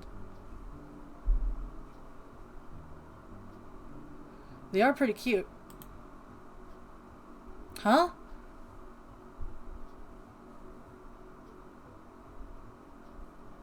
Ooh, yes! Okay, what's the matter, Ford? Ford turns to you, his mouth open as if he was going to say more, but he closes it. I'm surprised at how close they are. Practically inseparable. Stan and I were never like that. You seem like you are now. What happened? Well, we were very close. Best friends. But once we got to high school, things changed. You realize that Ford's hand is resting a few inches from yours. Casually. So casually that you're almost casual Fridays themselves. You scoot your hand closer to his, still too nervous to take it for yourself. What changed? We both changed. Ford sighs, leaning back on his palms. He notices your hand near his, thinks for a moment, but decides to keep talking instead. Stan and I had plans since we were children. We were going to get a boat and sail far away from our New Jersey home, far away from our family, friends, and everyone. Just him and me and the Stan of War, the boat we fixed up. I had a chance at admission to the college of my dreams. My other dreams, anyway. I always thought the Stan of War was a lost childhood fantasy, that one day we'd grow up and go on our separate ways, and we wouldn't be as close as we would be. My acceptance in the said college hinged on the results of my science fair project, a perpetual motion machine that I designed. The machine was flawless. The calculations were triple-checked. I had rehearsed my full presentation in preparation. I could practically see myself at that university, studying with endless resources at my disposal and getting several doctorates. Ford sighs again, rubbing his temples. But? It was the day of the science fair. The admissions team from the university were there, in front of me, ready to view my machine. I pulled off the cloth cover and it was broken. My entire future was ruined. Oh, Ford. A perpetual motion machine has one job, not to stop. The admissions team left, leaving me at their after considerations, rejecting my entire presentation, my calculations, my hard work, my chances of going into my dream school, scrapped. It wasn't until I found a bag of toffee peanuts on the ground that I realized Stan had something to do with it. After that, we didn't talk for 10 years. I went to university, but it exactly wasn't my first choice. It wasn't until I came to Gravity Falls that I saw Stan again, and... He cuts himself up sharply, deep in reflection. He looks so heartbroken, so sad. Let him continue. Don't say anything? What do we do, gamers? What do we do? Also, hi, welcome back. Yes, we are on a date. Mabel, TLDR, Mabel made us a date, made us some food that was very questionable and might give us food poisoning tomorrow morning, but things were going well. We're a bit silly, but now we're under the stars in a meteor shower with popsicles. For real. Like, nobody's telling us about Weirdmageddon, and it's just like, internally, as people who've seen the show, like, we know what it is. But with this, it's like, it feels kind of natural that nobody's talking about Weirdmageddon. God, I want to rewatch the series so bad, but I don't have Disney Plus anymore. But yeah, what are we thinking? Hand holding? We thinking let's go for hand holding, you think? Okay, I've saved, so let's do it. You gently rest your hand on top of his. He glances down at your touch, but doesn't take his hand away. Rather, he slowly twists his wrist and intertwines your fingers with his. Oh my god. Lord. Oh my god, my heart. Jesus Christ. Girl, what if I cry? For marriage, though? Yes, and? Yes, and, Clem. Hand holding before marriage, scandalous, but also, we love that.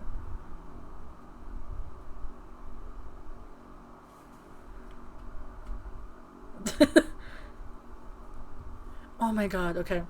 You don't have to keep going if it hurts. No, I'm fine. It has been good to talk about it, in retrospect. Ford sucks in a deep breath. We fought. I hurt him. It wasn't on purpose, but I still hurt him. Then an accident happened, and I lost him again.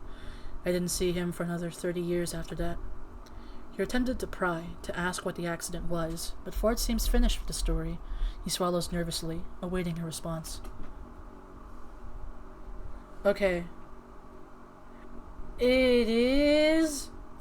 Wait, you know what? Yeah, screw it. I'm gonna watch it. But also, what are we thinking? What are we thinking, chat? This is like one of those ones where it's not like, I don't see where romance is gonna be applied, but at the same time, it's myself and it's the anxiousness of a conversation. I'm tempted between these two, but... Because, listen, if it was me, I'd be going on a speech right now.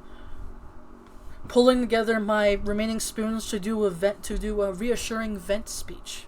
But alas, I am limited by Renpy and options. But what are we thinking?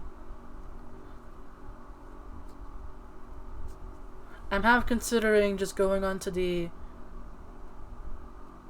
It wasn't your fault, or people change. Maybe people change, because I don't know how he's gonna take it wasn't your fault. Because I feel like it's neither of their faults, really. It's just circumstances, I guess.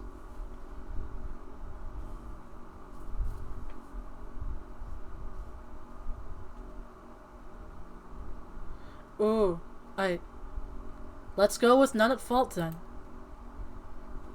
This is what I was... Okay, thank God, this is exactly what I was saying. I was afraid it would be that answer. Okay.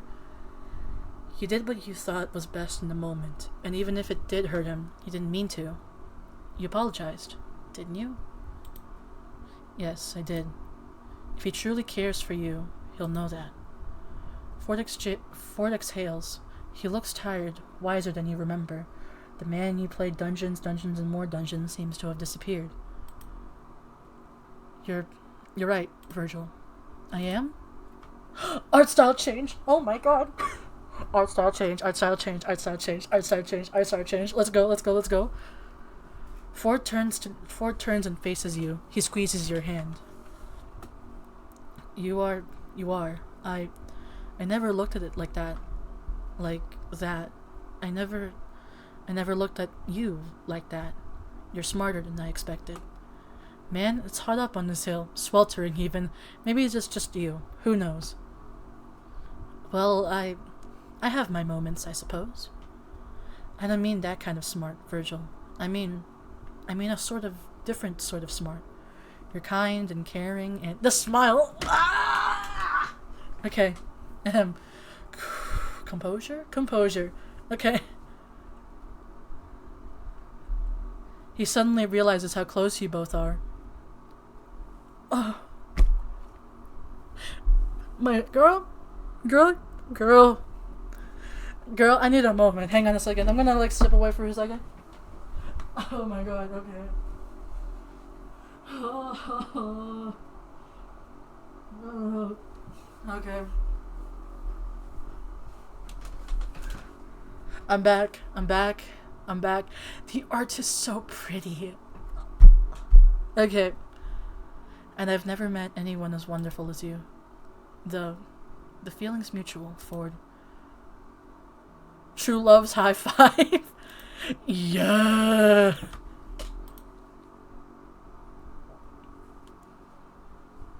Kisses cheek. For real, it wasn't 3 hours, and we didn't get shot at this time. But also, what are we thinking? Actually, I'm gonna go for the high. Let's go for the kiss first. Hang on.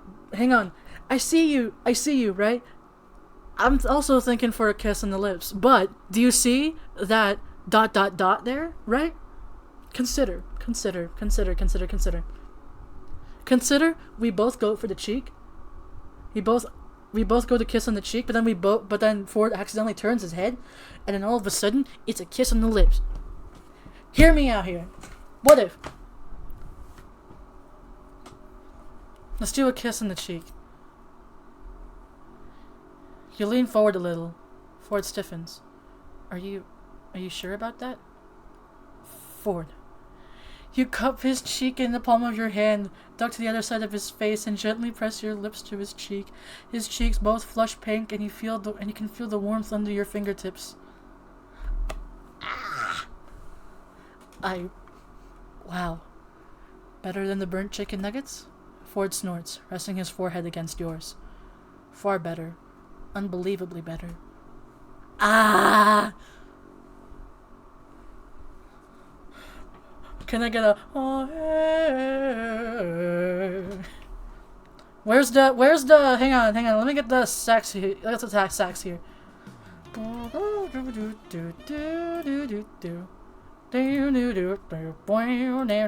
Okay. The two of you head back towards the shack, hand in hand, in a comfortable silence. Once you reach the door, Ford grins sheepishly. I wanted to say thank you for tonight, for being there for me. Anytime, Ford. I had a great time. You stand at the door to his house like two teenagers in the first date. Well, you are, you suppose. And hopefully we can have more dates like this. Ford flushes red at the mere mention of a date, which is so adorable you start laughing. Hey, it's not adorable to me. That's how I would react. Me, Ford, blushy. Yes. You shall most definitely have to engage in more of these dates. With you and myself. Dating. Kiss goodnight, please. I mean, we live in the same... I mean, we're in the same house, technically, but still. Can we? You smile at him, and his blush spreads further to the tips of his ears. He exhales, tugging at his collar. Well, if I get to see you smile like that again, then I'd be happy to have more dates. It's your turn to flush pink, and both of you laugh as the front door swings open. Standing in the doorway is Mabel, who looks relieved to see you both. Where did you go? I gave you dessert and you abandoned me. You sly kids, sneaking off to go have fun by yourselves. Mabel, please. Mabel, please. You and Ford glance at each other, grinning. We certainly did. I'm so glad. Now come inside before you get bitten by mosquitoes. Dipper yells from inside. Mine spell out. Does that spell dating? Both yourself and Ford shout, what? Simultaneously at that. He's making that up for comedic effect. They really just look like a cat paw today. Oh, thank God. Stan, come get yo child. Dipper appears at the front door with Mabel, scratching his arm. Yeah, I did. You want to see the cat paw, though? You turn to Ford, who looks very excited to see the connect the dots of mosquito bites. We'd love to, Dipper. I bet it doesn't have 6 toe beans. Ah, toe beans! Come on, Dipper, I want to see now. Mabel grabs you, Dipper grabs Ford, and you're both tugged into the shack, your laughter echoing into the woods around the house. How are we not full on the love meter? How are we not full on the love meter? Oh my god, we're still going on dates. We're getting more dates with Ford. Girl, listen, you know what? I think I kind of... This is so much... No offense. Like, Stans is more exhilarating, but then Ford is like... But with Ford, it's so sweet. My heart is going to cry. The dates continue in the quiet alcove of the Gravity Falls library. In the library? And on the roof of the shack past midnight? They're simple compared to the production Mabel whipped up for the night of the meteor shower, but Ford seems more comfortable this way, and really so are you.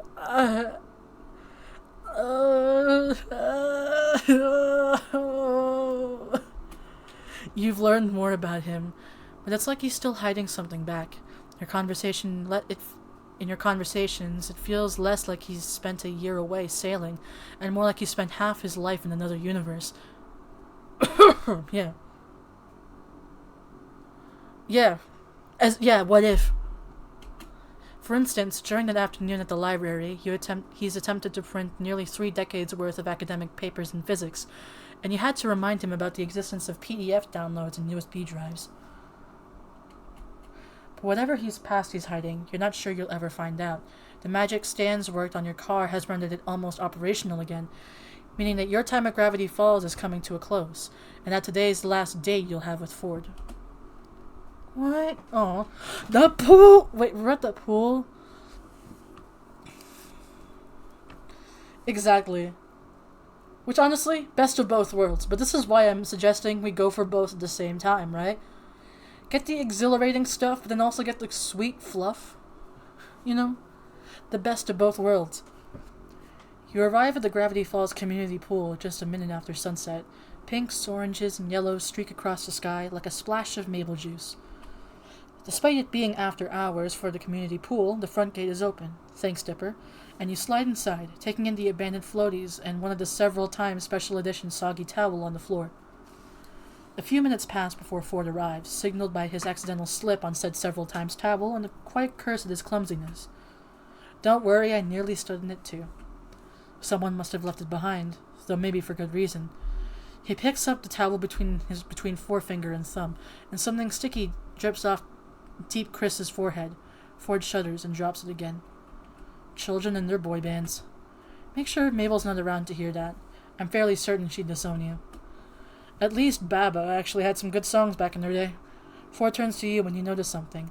His curious expression softens as you stare at him, and he makes his way over to you, tilting your head down in your direction, cursing him for being so dang tall. And cute. Even though... Ford?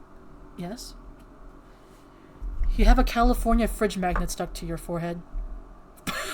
Ford immediately flushes bright red, eyes wide in surprise. Really? You pull the magnet off his forehead, examine it for a moment, then lightly tap his nose with it. He flushes a somehow deeper pink, grinning bashfully at you. Ford sits on the edge of the pool and dangles his feet in, not having worn a swimsuit. You have one under your clothing, but you're kind of nervous to get undressed. May I, I'm gonna ask.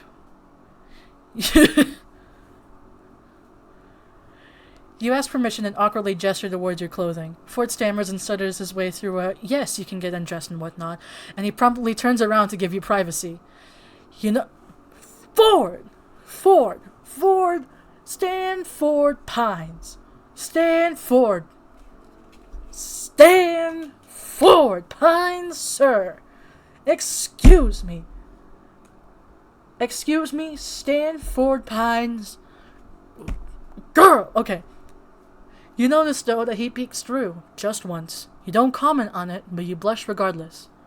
Bonk him! Officer, he's being sus. Bonk him immediately. Do I have a bonk? I don't have a bonk. This is so sad. No. Screw you. You get a vine boom of a bonk. Get a squeaky toy. Okay.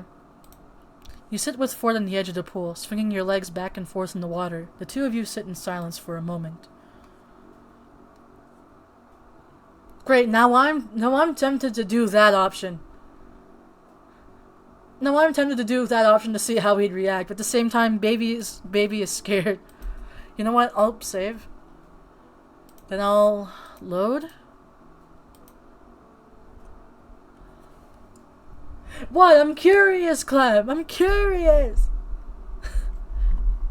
Like, if anything, I'm more concerned, like, cause one, okay, listen, my dude peeped the look, okay? And I'm just like, girl.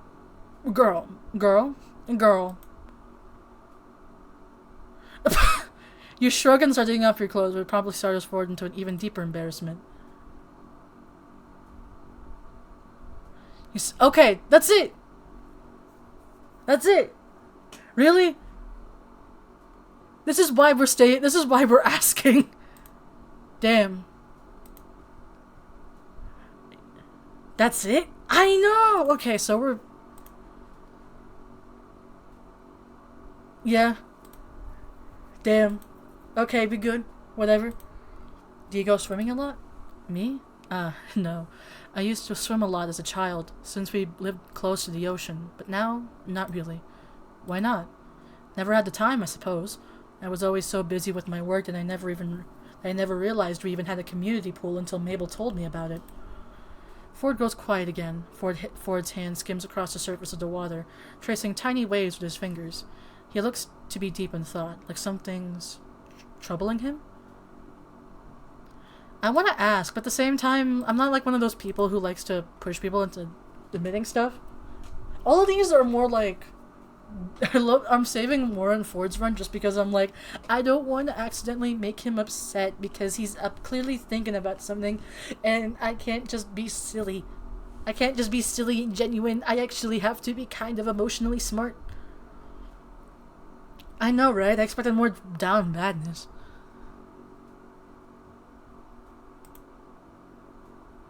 Let's ask. You know what? Let's ask, because I don't know what happens if... Hang on. Actually, let's see.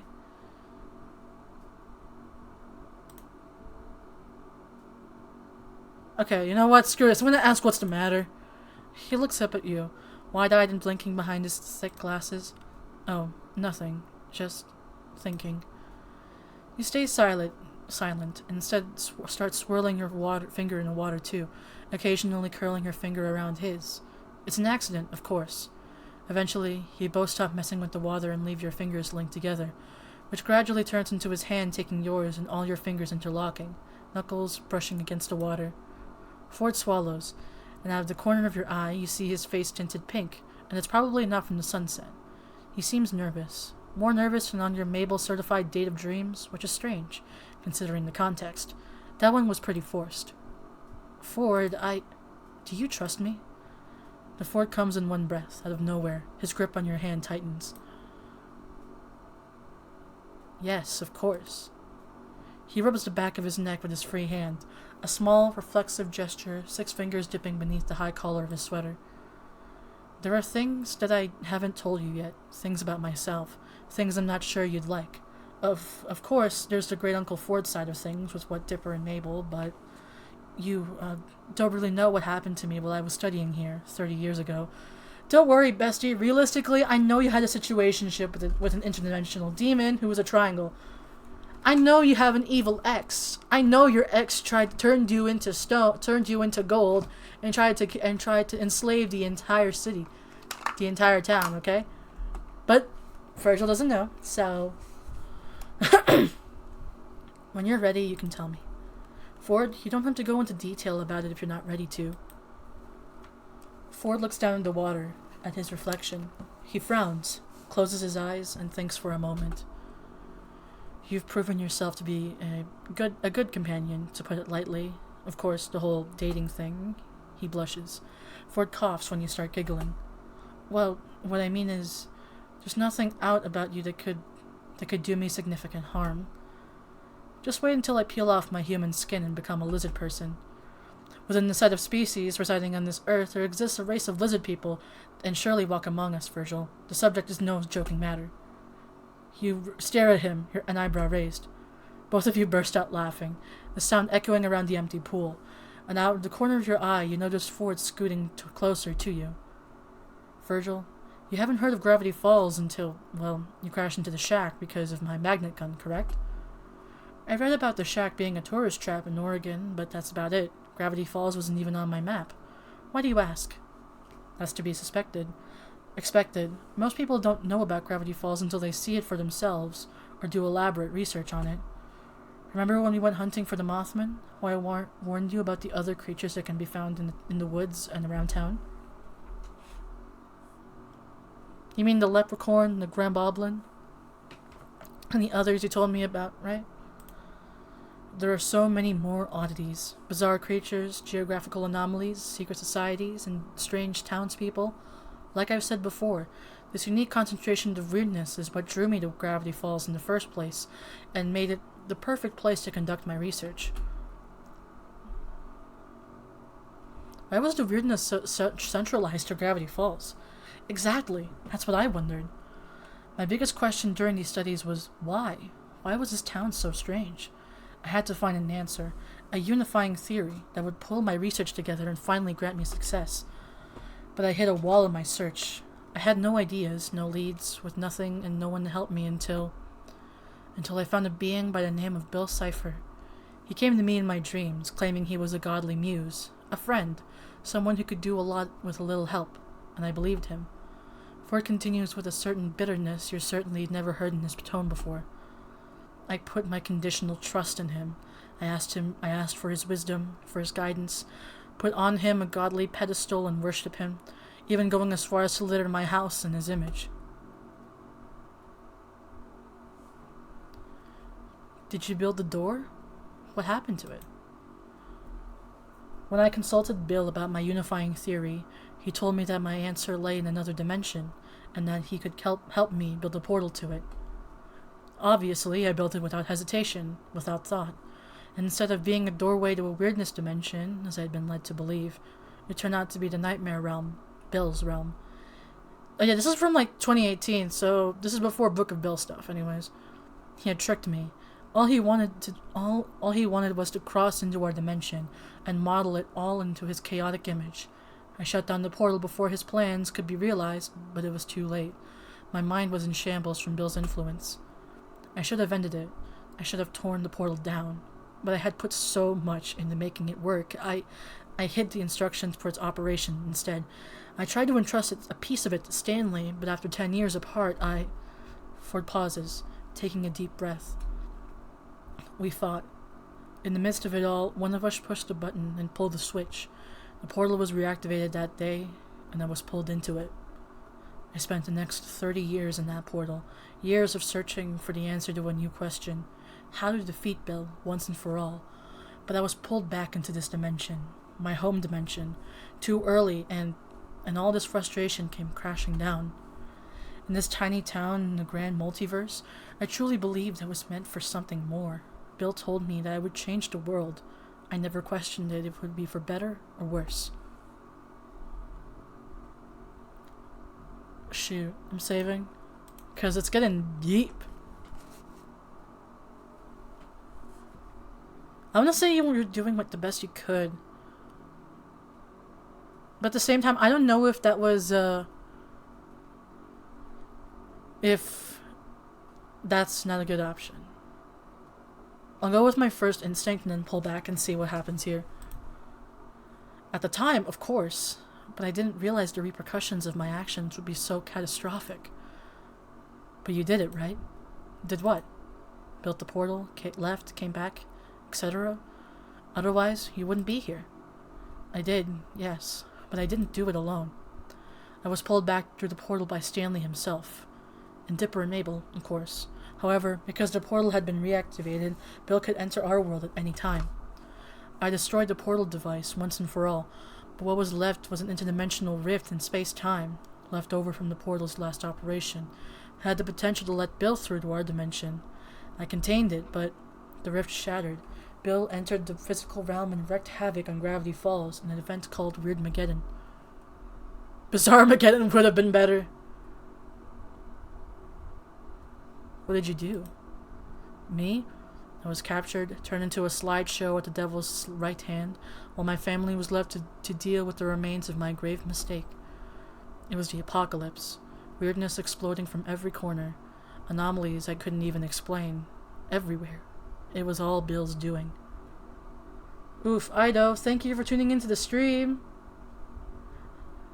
Have a good night, yo, and sleep well. Okay, where was I?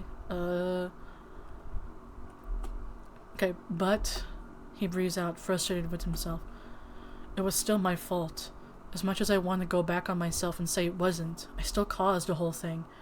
I brought Bill here. I helped him with his plan. Shoot, hang on, I'm saving here because I want to see what this other option was. Okay, so basically just skips that. Okay. What are we thinking for this one? Because this is definitely... I'm not doing definitely this one. Actually, let's do this one. Don't let this define you, Ford. You learned a lesson. Sometimes people don't have the best intentions at heart. By the sound of it, this Bill character has no heart. He's a demon, so no. It's a mark on your conscience, and it hurts to remember. But you fixed your mistake. You stopped the world from ending, and you remembered that your family are some of the best dang people I've certainly met. And you get to be related to them. They are rather great. And even after all that, they still love you, don't they? Mabel set us up a romantic dinner. Dipper wrote you a DDMD campaign. Stan, well, you know how much your twin brother cares for you. He built your entire portal back and brought you home. He nods, squeezing your hand. It was awful and bad, and yeah, you messed up, but it doesn't define you. You're incredibly intelligent and fun to hang out with, and sure, sometimes I don't understand half the sciencey stuff that comes out of your mouth, but that's all a part of you, and that makes me like you all the same. Ford finally turns to look at you, and he winds an arm around your shoulders. Hey, both twins! Doing the classic, put your arm over your shoulder trope. God bless. You scoot closer and complete the hug, draping your arm across his middle and hugging him tight. Thank you for listening to me ramble. It wasn't rambling, it was your life, and I'm very happy to learn more about you whenever you want to tell me more. Ford pauses, thinking. My favorite snack foods are jelly beans. I hate toffee peanuts. Honestly, I kinda guessed the whole jelly beans thing. Ford laughs, and you laugh with him, nuzzling into his chest. You feel him swallow before he presses his lips to the top of your head. Thank you. You're welcome, Ford. He smiles at you a moment longer, then it falls as he sobers. I suppose I wanted to tell you because you're leaving soon. The acknowledgement in that a matter of days your time in Gravity Falls would be over should feel final, but instead it only feels distant. You sit back, relinquishing Ford's embrace, and he speaks again. Virgil, what are you doing after all this? When you get your car back, what'll you do? I don't know yet. I feel like because it says here we were going on a road trip, right? So obviously I was going to go on a road trip. Probably head home. Yeah, you know what? Let's head home. After all that time I spent here, I was planning on head home. Wait. I don't know. I don't know yet. I'll see when I get there. Thank God you have an I don't know option, because that's me. It would be comforting to think that Ford would still be here in Gravity Falls for summers to come, but you recall that Stan and Ford don't even live on land anymore. They'll be setting sail again, exploring the seas and documenting the oddities of the world. From what you've already heard about it, it's intense stuff that keeps them on the move and untethered.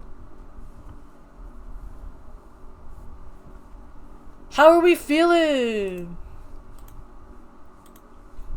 You know what?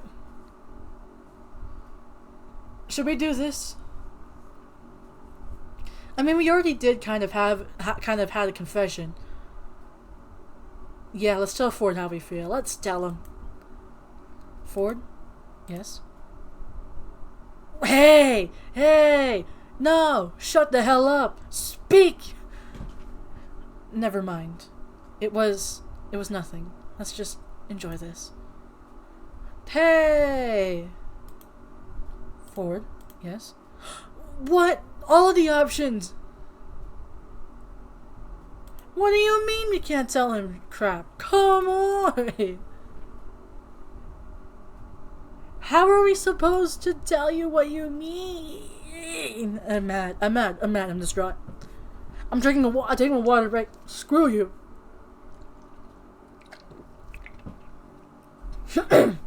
So you do. Sunlight starting to bleed between the pine trees as the sun sets on your last night in Gravity Falls. Actually, please let me cook! It's your last day in Gravity Falls. Weeks ago, you'd worried today would never come. But now that it's here, you don't know how to feel. Just yesterday, when Stan told you your car was good to go, you wanted to believe there was something still left for him to fix. And yesterday evening, after your final dinner with the whole Pines family and Seuss's back-breaking goodbye hug, you had almost resigned to letting yourself to letting go. But now, in the clarity of daylight, you realize that these weird and wonderful people don't have to disappear from your life for good.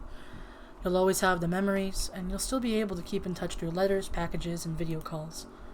They won't be able to get rid of you even. Too late, suckers. Cherish friends for life. I'm mad!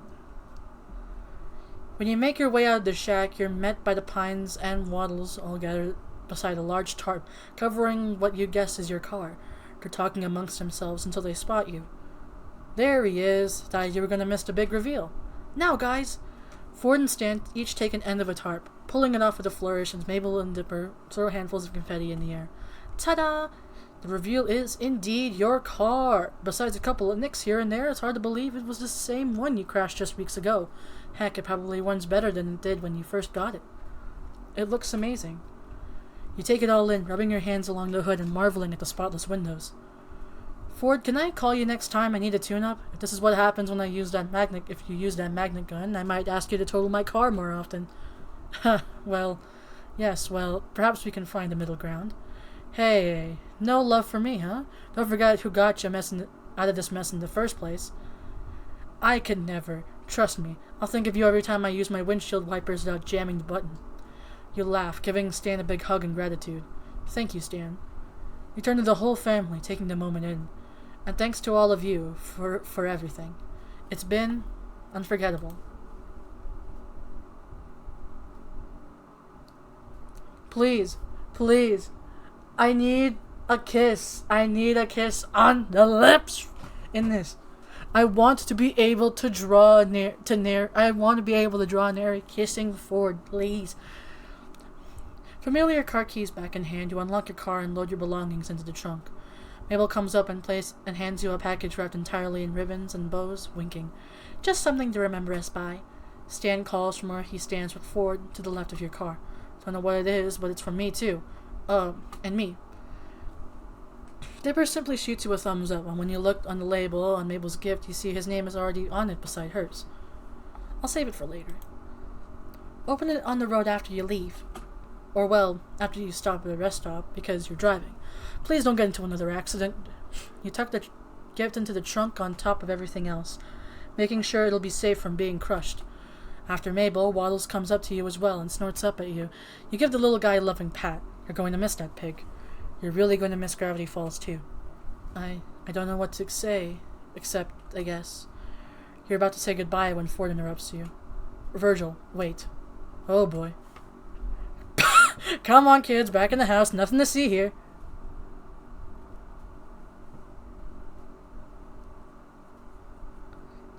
You're right, Clem. You're right. Pop off Stan going like, alright, kids, back in the house. Shoo, they're having their moment. Aw, but I want to see. Stan shoos the kids back into the shack, leaving Ford and you alone outside. Ford steps closer to face you. Virgil, I've never been great at relationships. In college, I ruined what chances I had, and anything after that is best left forgotten. But I think I want to try this with you, Virgil, if you'll have me. No, I won't. Yes. I think this will work, and I want to keep in touch, Ford. I wanted to ask for your number ages ago, but the shack's landline isn't exactly private, and I don't think you own a cell phone. Ha, no. Stanley is the one who bothers with cellular phones for the kids' sake. But I connected my watch to the interweb, as they say, and you can send me electronic mail, or... Ford hands you a folded piece of paper, with parts of his cursive peeking from its folds. You almost start to unfold it before Ford places a hand over yours. You can send me a letter. This one's just to start us off. You look up at him and feel the desire to...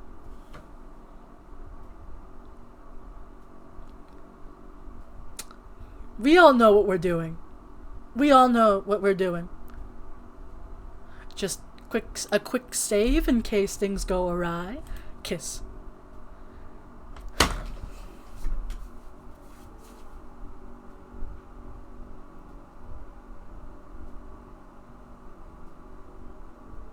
Yes, please, Reese. Can you send me the walkthrough video? Can you send me the walkthrough, please? Can you please send me it, Reese? I don't care where, either in my private server or just in DMs, just whatever, or in secret chat. Please. Am I mad? Yes.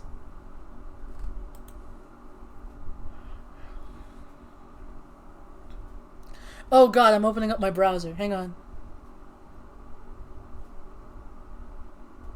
Me neither. Come on. Okay.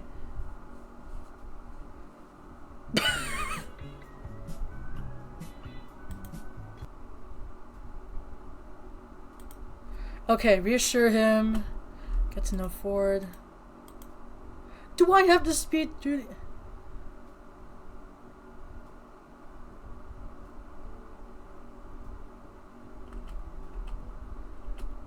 Really? Do I have to do certain ones? But it's worth it. You know what? Question chat. Are we willing to speed through Ford's run again just to get through the options? Chat, are you guys willing to stay for a few minutes while we try to get to the kiss? Got it.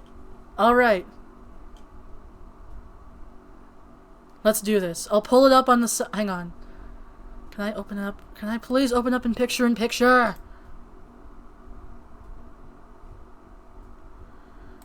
Okay, hang on. Let me get this real quick. And then I'm going to close my browser again because I have 281 tabs. And I've got another browser specifically made for streaming so that way I can actually... It's worth it. I trust you, Reese. I trust you. Okay.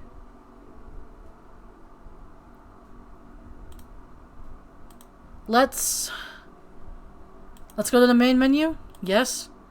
Let's do a let's go through it one more time. We come for the smooch and we're gonna get the smooch, damn it. Okay, I'm pulling up the video again. I might not see chat while we speed through this. I need to stop opening my browser. Okay.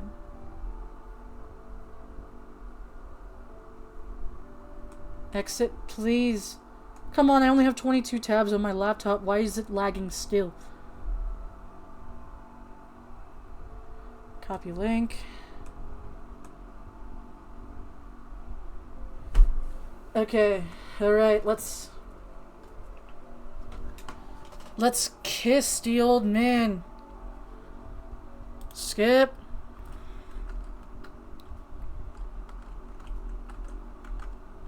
Let's keep Virgil. I'm actually, you know what? Why not? We're speeding through this anyways. Skip. Reassure him. Okay, next.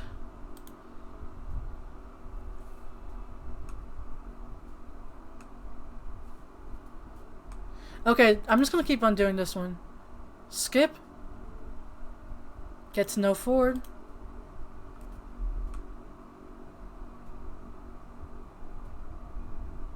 Yes, okay.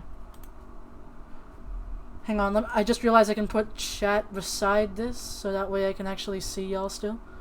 Give me a moment.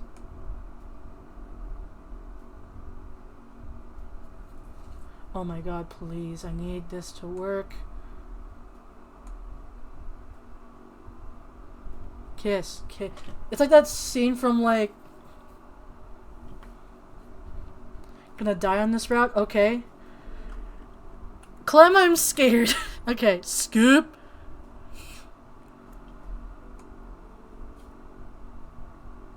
Okay, respect his privacy. Good. I drink respect juice, okay?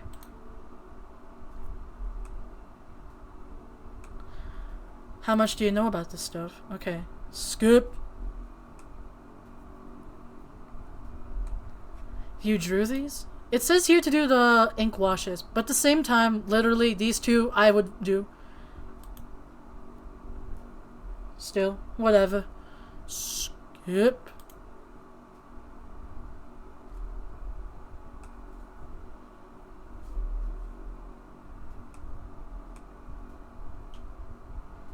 Okay, afterwards it's just,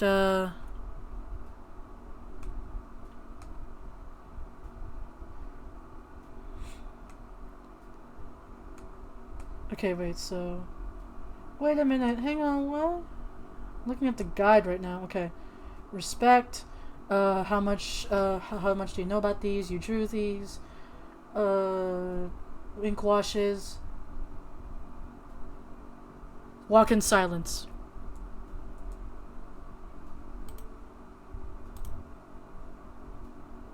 I'm fine, really. Why wait until sunset? You'll see. Do we take the gum? Yes. Yeah!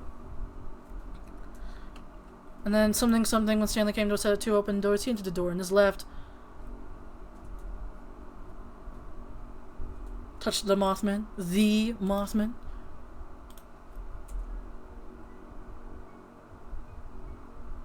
Approach with caution. Approach with stealth. Is it because I slipped and tripped on my ass?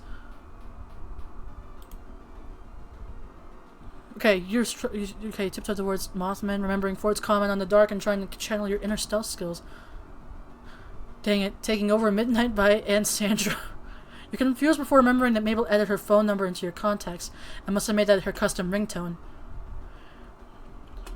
Blah blah, swarm of moss, and you get it. Use the phone's light to attract them towards you and run away with Ford. You grab the phone and quickly switch the light on, running to Ford's side and holding it up high. You even attempt to call them over, despite knowing they don't respond to sound. Before long, they all crowd around the phone, the sight of light flickering and reflecting off so many small wings could be somewhat captivating if you hadn't just been in the midst of them. Ford puts the butterfly net away and, jar in hand, carefully scoops one of the moths up. Well, it could have gone better, but we succeeded regardless. Blah blah blah, with no light, no start to focus in on, the cloud disperses. That was amazing. Ford laughs, brushing dust and dirt off his shirt. Okay. Scoop.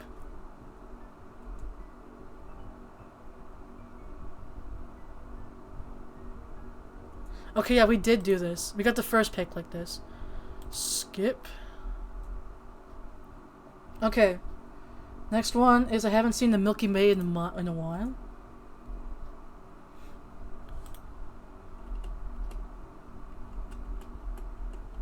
Uh-huh, yeah, sure. Actually, I do have questions? Okay.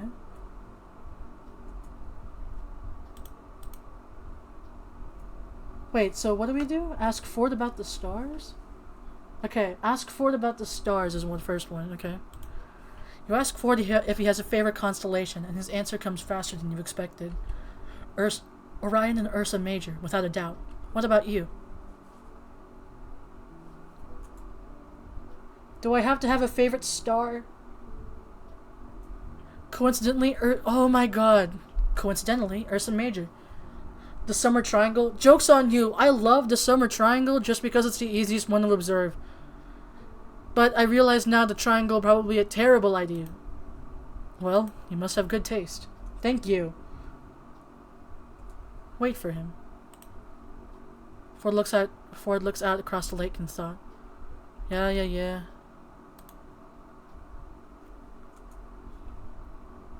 Love meter, Okay, now we just go out for breakfast. Dipper, can you cook?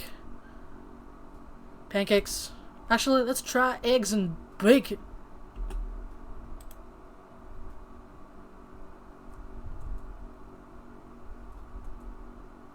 Asked to join in their game. Skip.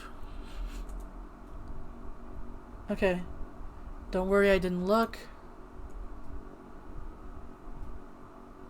I have to be a dwarf fighter? Rogue.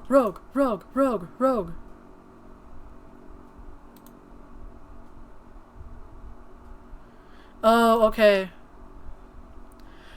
My wizard has extra points in Constitution. Okay, buddy. But how is your strength? Are we pulling a Baldur's Gate 3 and having, 9 strength out of all of you? Okay.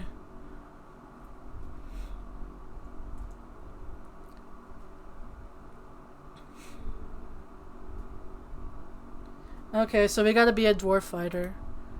Can't have rogue appreciation. Okay. My name is Inigo Montoya. You killed my family. Prepared to die. Okay. Take a look around.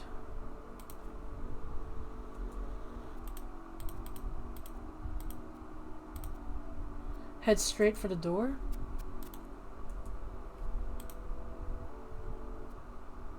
Wait, what are you gonna do about that lump in front of it? It's blocking the door. Light it on fire. Fire! Whoa, what? Do we even have a tinderbox? I do. Yeah. Yeah, I do. What do I roll? Ford looks caught between amusement and amazement. Dipper, is this a standard damp stone dungeon room? Then according to a few quick calculations, Ford writes down some complex looking formula with a bunch of constants and variables in it. Then you roll a d10 and d6. Summing the outcome, any prime number will give you fire. It's a 7. Fire galore. Oh my gosh. Okay, so you light the lump in fire. It burns for a few seconds until the lump shifts and rises with a cry of pain. You suddenly realize it was just a sleeping goblin all along.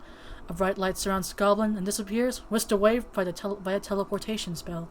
With the goblin gone, all that remains is the door. I cast Detect Magic on the door. The door is seeped in magical energy, and you suspect it's what's keeping the door closed. You follow the energy back to its source, a brass knocker in the shape of a lion's head, which begins speaking. To unlock what lies beyond, tell me, what is it you desire? Which one of us is it talking to? The lion's head looks past Fernan and Tyros and towards Alex, its eyes growing ruby red. What is it you desire? What is it? What option do we have? Nothing.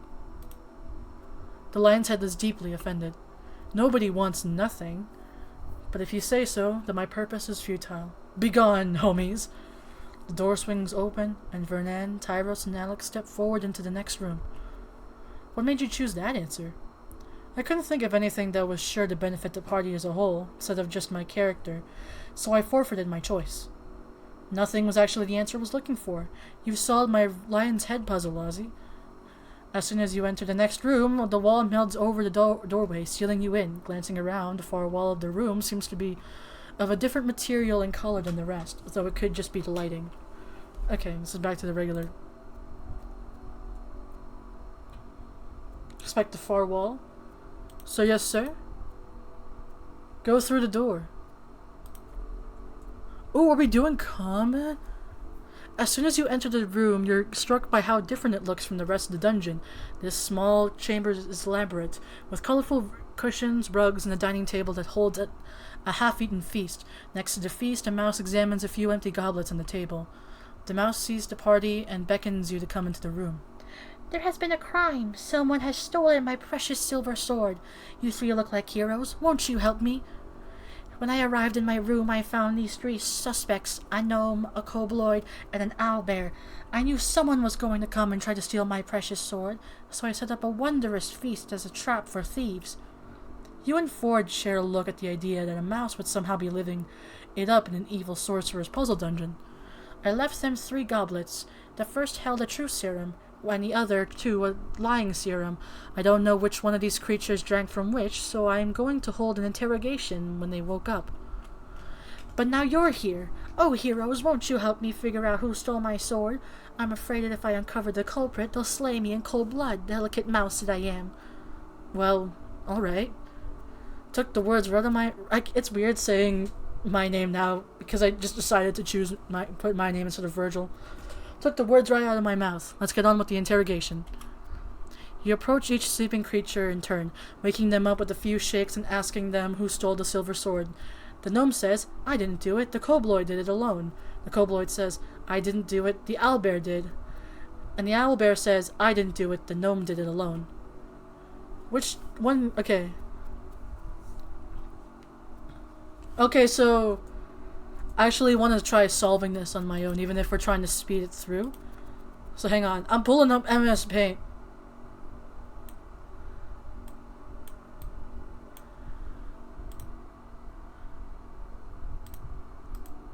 Hang on, not Task Manager, please. Let me do some finagling real quick. Okay, there we go. Perfect. I'm just gonna quickly...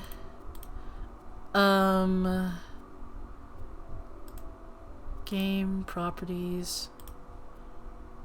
There we go. Yep, okay. Pardon me, let's nerd out real quick. Okay. So one's telling the truth and one's telling a lie. But then one's telling the truth and 2 are lying. You got the gnome, kobold, and K. I can spell a K. I'm using a mouse. And the owlbear. Okay. So the gnome says the kobold did it. I need red or red. And then kobold said the owlbear did it. But then the owlbear said that the gnome did it. So, okay, if we run through this, if... Let's say the orange is the one for, like... Actually, I have layers. So, orange is going to be for lies, and then green is going to be for the truth. So, if the goblin's telling the lie, then that means it's right that then the kobold is right and that it's the owlbear. But the owlbear just did it. But then... Screw this, I'm looking up the answer. It's the owlbear?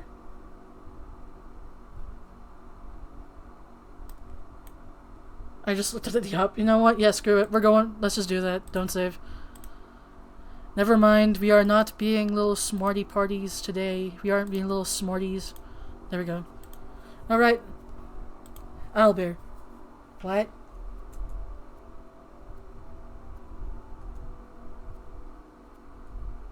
What isn't even the right answer?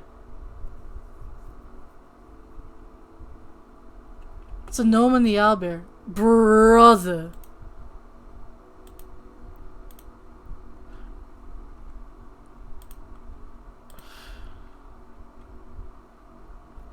Wait a minute.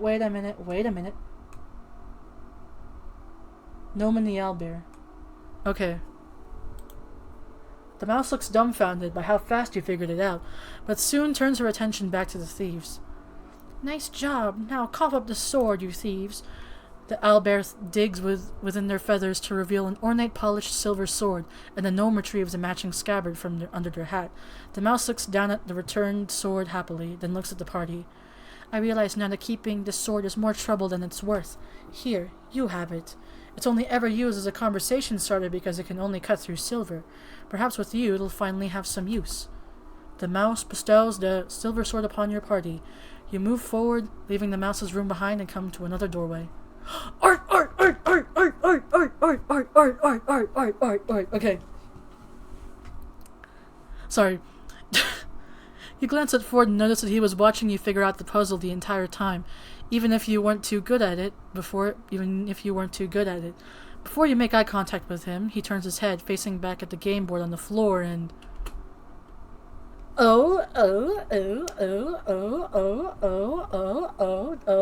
hello, excuse me. Hang on, can I get a...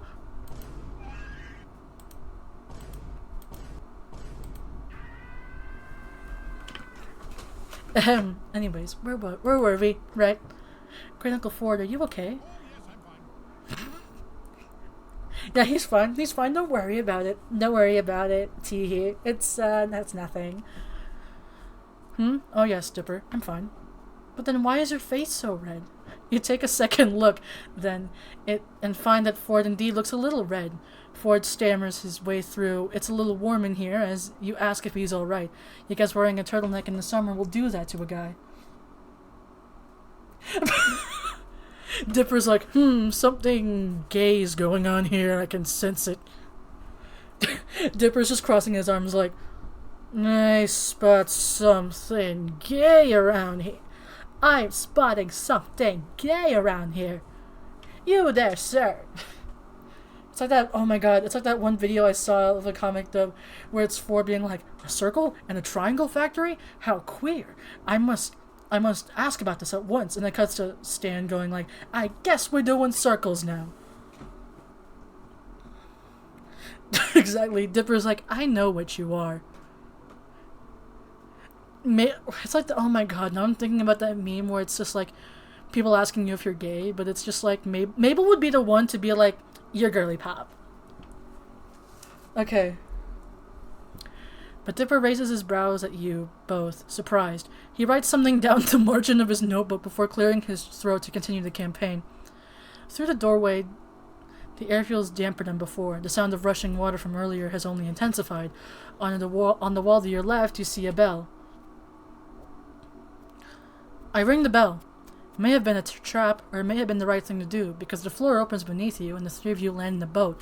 It hovers above the rushing water below, ready to start its trip on command. Dipper takes a folded piece of paper from his notebook and hands it to you and Ford. It reads, next stop upstream, Beast's antechambers. 3 giant strides away. Next stop downstream, mirror room, 3 giant strides away. Now get off the boat at your own risk. I'm guessing we don't go to the Beast's antechambers? Can I check the river speed? You find that the river flows at 2 giant strides per tip of the hourglass. So, when do you want to stop the boat? Okay. Hello, guide. Give me an answer. 2.5 tips to the hourglass. Nicely done. You command the boat to take you 1.5 tips to the hourglass, following the flow of the river. The boat comes to a stop at the entrance into a hallway, and the 3 of you step out into a familiar stone door. Burning torches line walls, lighting the hall brightly as you enter. As you walk forward, you notice your steps are visible in the thick layer of dust on the floor. This place smells odd. When Stanley came to a set of 2 open doors, he entered the door on his left. I'm sorry. Anyways. What was the option we had to go through? Which one? When Stanley came to a set of 2 oak doors. Ozzy, roll to see how aware you are of your surroundings. You roll and you are unsuccessful. Alex steps on something. A trap panel set into the floor.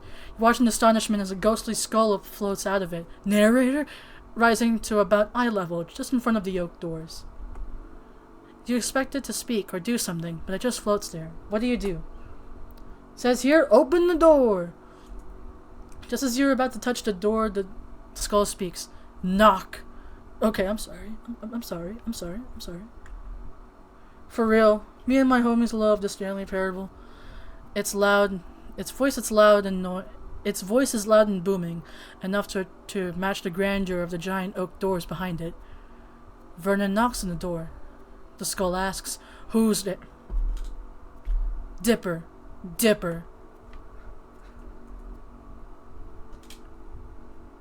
Dipper. Dipper. Spell. Spell who? W-H-O. I mean. Dipper grins the classic. That is terrible. Okay, next. The school demands more joke offerings. Knock knock. Who's there? To. To who? It's to whom? This one gets Dipper to laugh, whether through the sheer smugness in Ford's voice or otherwise. Haha, alright. You both pass. The door opens and... Mabel bursts through the doorway. I knew it! You always make those voices when you're playing your nerd game. Ozzy, you're playing with them too? How's homework, the game? Actually, we're telling knock-knock jokes. I can beat all of you. Get ready for this. Knock knock. Who's there? Clean clothes. Clean clothes who? Yeah, I thought you forgot what clean clothing looks like. Mabel? Jeez, we're in front of a guest right now. Mabel laughs and leaves again, but not before pointing a pair of finger guns. Good luck seducing that hot elf. Ayo!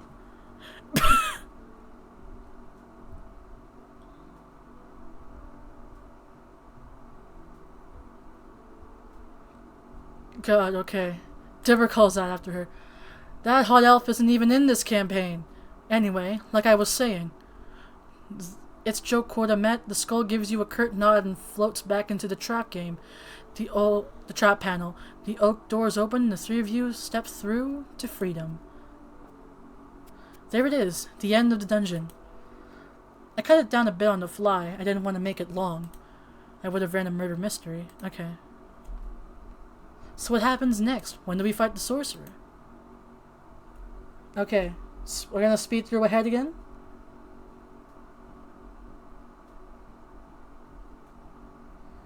God, listen, I love getting friends to play the Stanley Parable. I had a friend once play the game in like the dining hall with on my laptop, and the entire time she was just like, "Oh my, is there gonna be a jump scare?" And I'm like, "No, I'm so used to the silliness." I'm so used to the silliness of the Stanley Parable that I kind of forget that sometimes it can be terrifying. And so when my friend was playing it, it was just like, So my friend was just like, is there gonna be something scary? Why is there a voice talking to me? And I'm like, that's the narrator, don't worry about it.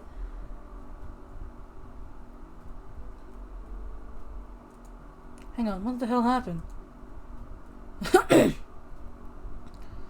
Do we fight the sorcerer?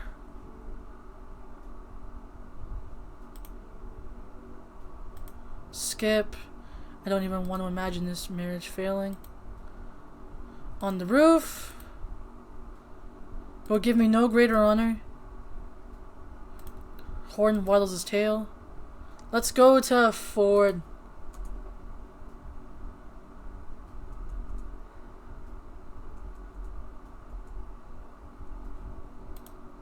Oh, really? You can trust me? Oh yeah, the recorder ending, but with the bucket. Okay, Ozzy, I'm remembering that. And be ready at any time. Okay.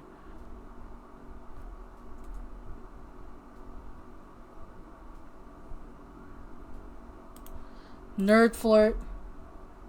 Make quintuple. Well, now I'm upset. Fine, we're quintupling. But I'm just saying, if you do it in batches of 25 and you times it by 4, you still get 100 cupcakes. You don't need...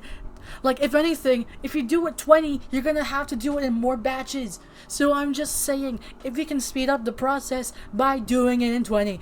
Anyhow, sorry. Skip. Skip. Leave the pan here and back up Mabel's claim.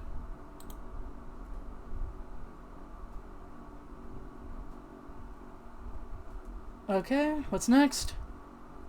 Brush it out of yourself. Yeah. We got this one, right? Got some Oz wisdom this time. God, the art. See? Him face.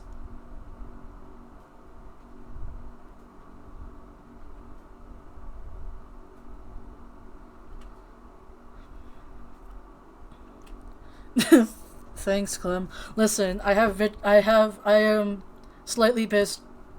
I am slightly pissed, and apparently, whenever I get angrily pissed, my rambles are apparently really funny for some reason. They have been throughout my whole life, and so at this point, I'm leaning into it.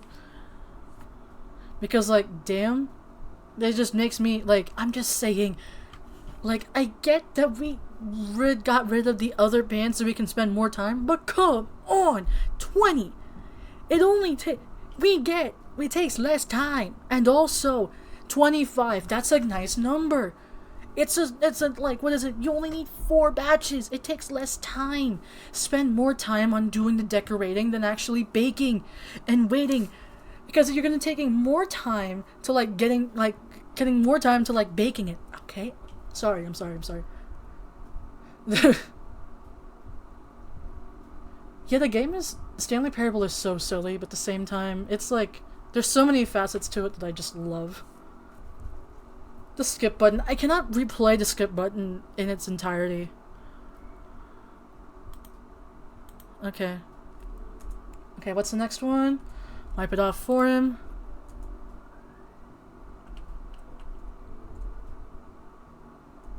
Okay, so basically we got this path right. Wait, can I see the past? Can I see the... Okay, nope. Love meter.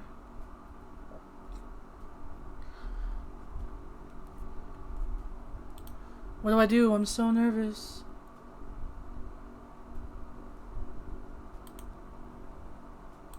Here goes nothing. How many paper cuts did you guys get from these? Ford laughs, rubbing the back of his neck with his free hand as he takes the flowers from him.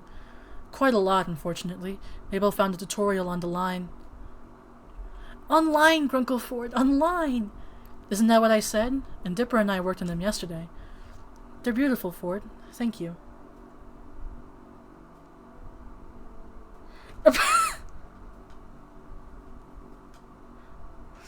God. Okay. Ford grins, grinning bashfully at you. And Dipper, of course.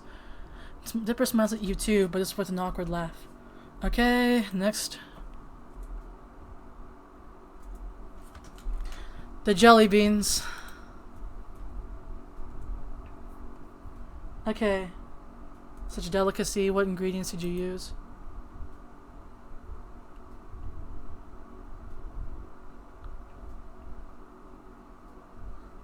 Okay. Skip. I'm not exactly sure what to eat first. I was right. Listen, I have Riz. I have game for some reason, and by that I mean I knew which options to pick.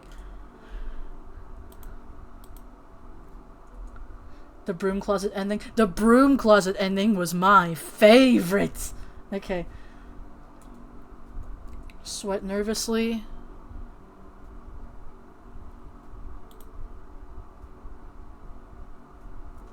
Wait. What? Time to eat it. Sweat nervously? Really? Oh no. Oh no. You sweat a lot and that's not from the Mabel juice. Oh no, Ozzy. Are you too hot? Are you okay? I'm fine. I'm just... Wait, an idea. At last. It's sort of hot in here, Mabel. Could you go turn the thermostat down, please? Ford nods, theatrically tugging at its collar. Yes, Mabel. It is exceedingly warm in here. Can you please turn the heat down? Of course. Anything to make you two lovebirds comfortable. Mabel hops down from her stool and snaps her fingers at the two of you. No canoodling while I'm gone, okay? Okay.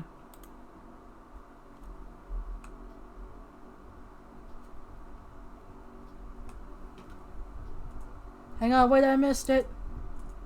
Okay, what's the matter, Ford? What changed?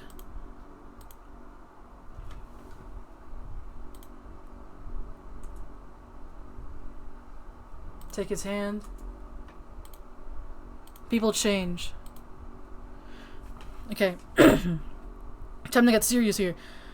People change, Ford. You were a different person then. You've gone through so much since you were in high school. I'm sure Stan didn't mean to break your machine or to upset you like he did. He just didn't want to lose his brother. He didn't want to be alone. Ford looks down at your intertwined hands. He didn't want to be alone, and neither did I. Ford exhales. Okay, we've entered this. Pick? Okay, what's option here? What's the option here? Okay, kissing the cheek is the one. Okay. Cheek kiss.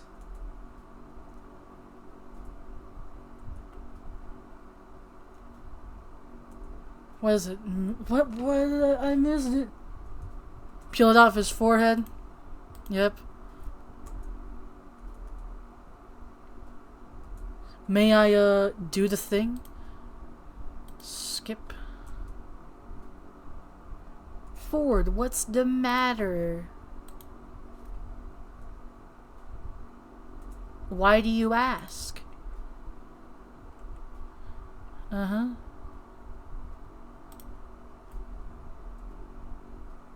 When you're ready, you can tell me. Okay.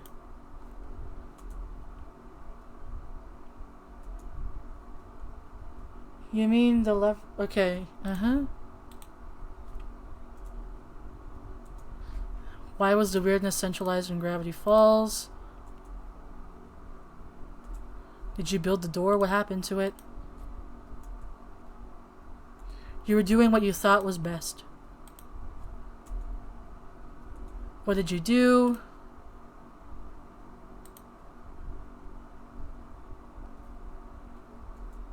Okay. Yeah, it might have been... What?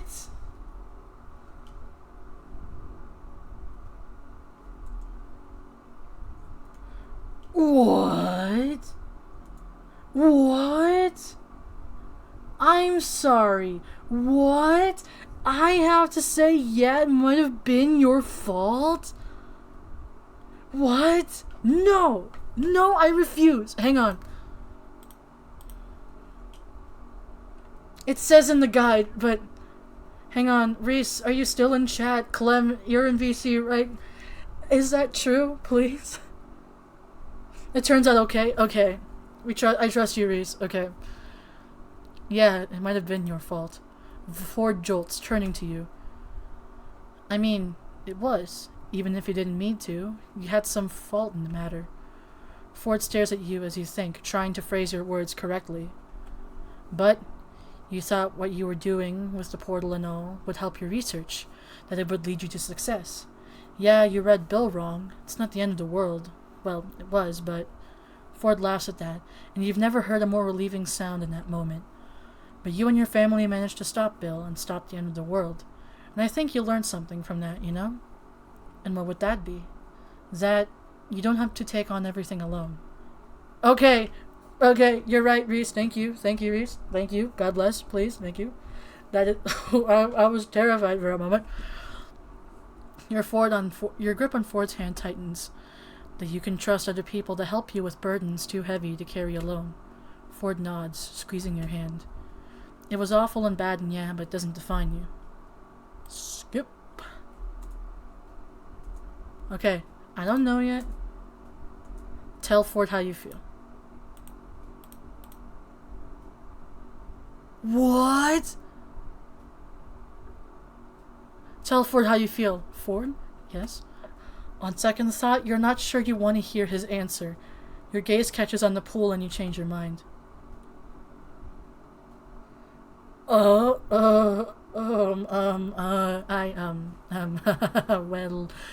taking a drink of water real quick, you want to jump in the pool with me? What? It'd be fun, but I have no swimsuit. I haven't been swimming in years. Ford. He stares at you wide-eyed. Trust me. Ford considers this, opens his mouth and raises a pointed finger to begin his rebuttal, but decides against it. I'll give you 5 seconds until I cannonball. You face the pool and prepare yourself to do said cannonball. 5 seconds turn to 10, but by the time you turn around to tell Ford to get ready, you stop.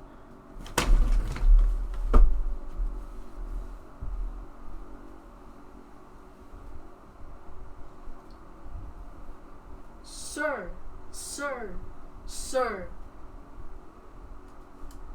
I'm turning up the fan. I'm turning up the fan in here. Jesus Christ, is it hot in here or is it just me? Hello? The fan's doubling right now. Good Lord. Hang on. I can't.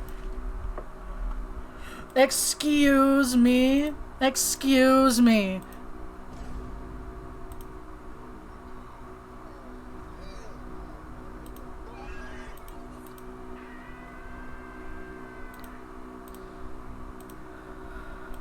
Hang on, I'm turning down the fan now. I'm a young. No, wait. I meant to turn it down back to 1.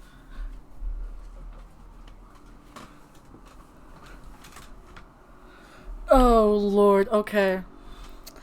Sir, please, in front of the Lord. I am a child of God, please, sir. Because not only is he standing next to you, he's down to just his pants. Well, that's a surprise. I thought you said 5 seconds. I thought you said you had no swimsuit. Ford, I... God damn. Oh, okay. I always come prepared. Liar. Ford squints at you. Well, here goes nothing. And with that, he jumps into the pool, leaving you at the sidelines. And very wet, since his impressive dive splash zone extended to, well, you. He comes back. I think I know where this is going, but I'm terrified at what this means. Hang on a second. I have a bit in mind, and I think I need to prepare something in advance just to make sure it works. I think I know damn well what's gonna happen. But just to be sure...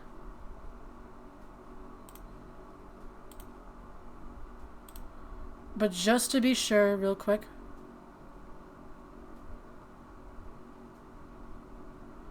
There we go. Okay. Okay. He comes back up for air, his floppy air plastered against his forehead and covering his eyes. Are you... Cannonball?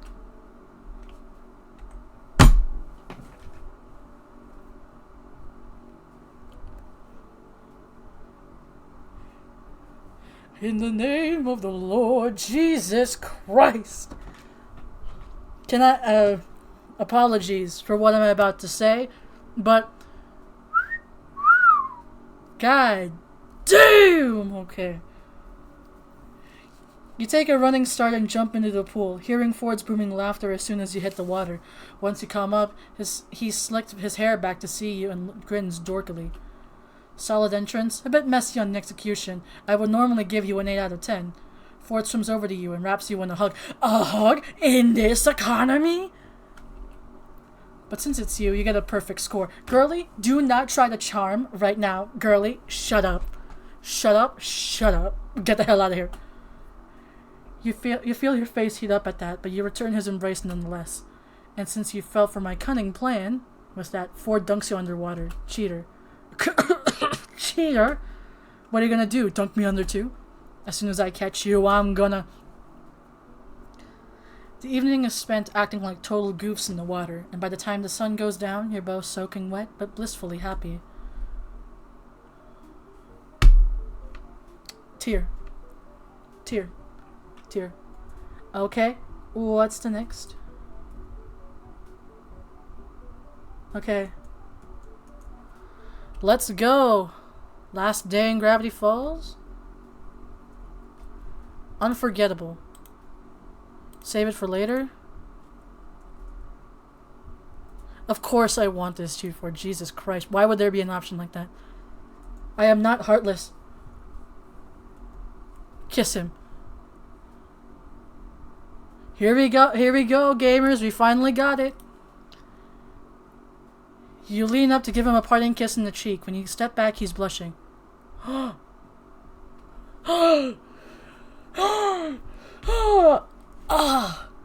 No, wait. No, come on. We got this. Wait, I think I'm ready for another kiss. On the lips, if you're...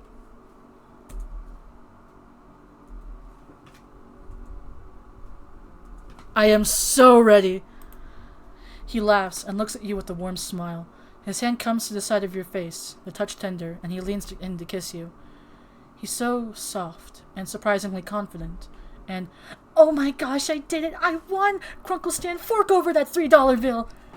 And you had witnesses. Mabel's excited voice fades into the shack with her footsteps. Shoot, I thought strategically turning away from the house would work. So much for privacy. But you're grinning, and so is he, and he laughs. Is that it? Come on, can we get another one, please? Another one, another one, another one? You know, Ozzy, I'm not saying my name, I'm saying Virgil's name now. Screw you. You know, Virgil, reading you has made me incredibly glad that I made the mistake with the magnet gun. Not that stranding you here was a positive, but remember me, all right? Same to you. Don't forget about me while you're off saving the world with the Stan War. Goodbye, Ford. What? Oh wait, but guys, don't remember. We have the art at the end in the package. We have the art at the end. We make it longer, please. We have the art. We have the art, though. Don't worry. It's not until you're at the next rest stop do you think to open Maple's gift, or well, the Pines' family gift. You unwrap it to find Mystery Shack souvenir. It's a small knitted square that has helpfully labeled as a mug sweater and a photo. I love how there's a little stand there, but still. Oh! Oh!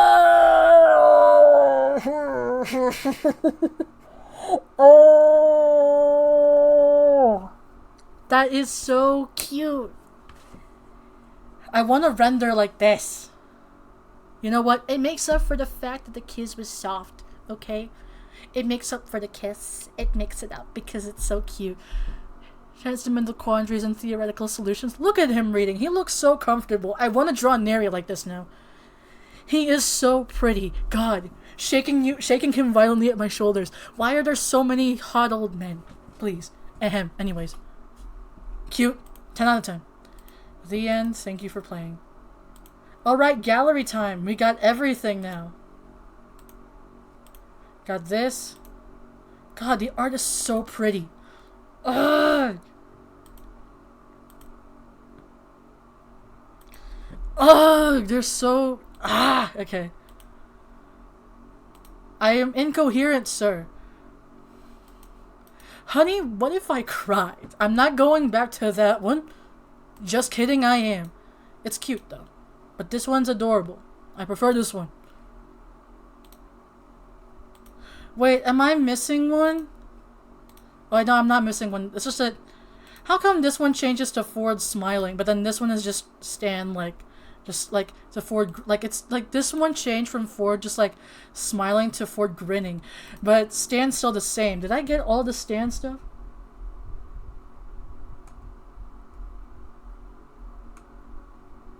Hang on, did I get all the Stan stuff? Now I'm curious.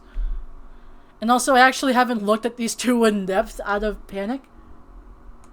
So, I'm gonna endure myself for just a few more minutes to get through this without reacting as much as possible. Okay. First one, again, 10 out of 10. It's cute. You gotta love it. The blush is so subtle, too. It wasn't... Folks, how would you like to stay for a few minutes longer just to get to the full route with Stan? Because I don't think we did get a full bar, right? Hang on, swooning over Stan's guide. I need to find out. Hang on. No, I think not. Really? Okay. Yeah, I'm gonna take a quick minute to just drink some water real quick. But if you're willing to stay in, y'all, Let's go doing the full route. Because I think I did it pretty well, but at the same time, since I'm pretty sure we didn't get the full ending for that one. And now I need to see it now.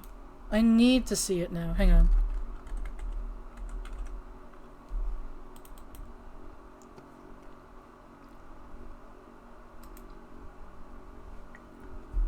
Yeah, I'm gonna check the stream from let's see. Where is it?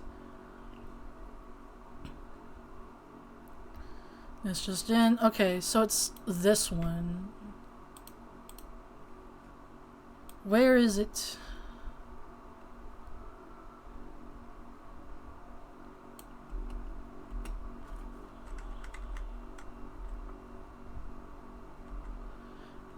Yeah, it wasn't full.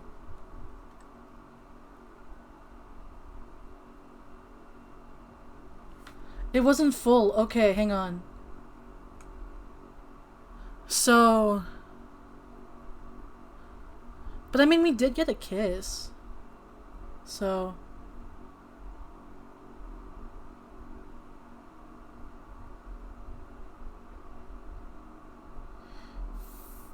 Wait, what? Hang on. What is this?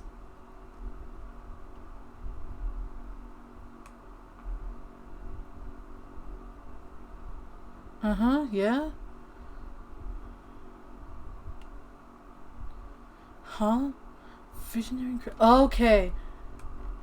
Okay, that's genius. The guide online for this is encrypted in the Visionaire... Is in the Visionaire, encrypt.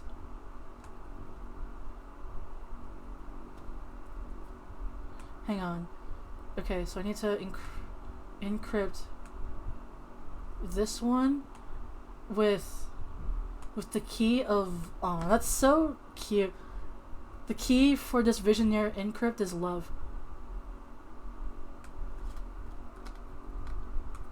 Wow. Okay, hang on. Replace walkthrough and then put that in. Okay. Oh wow, it worked. Oh wait, this was Ford's. I needed to do Stan's. My bad. Hang on.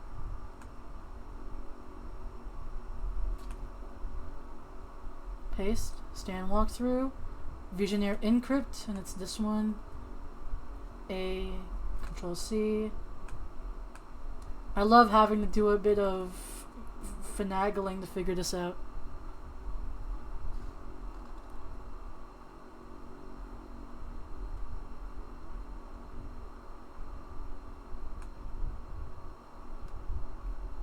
Okay. I've got the guide again. Now.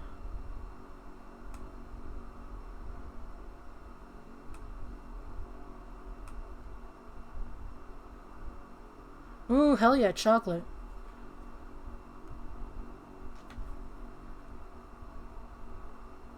Yeah, okay. So, we're back in the goddamn building again. Let's go through it this time again. This time back to Stan. Skip.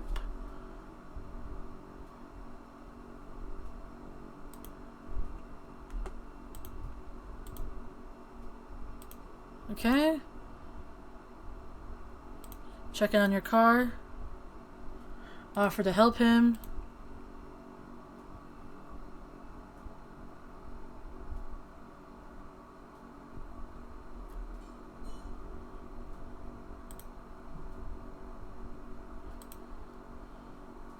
Sounds easy.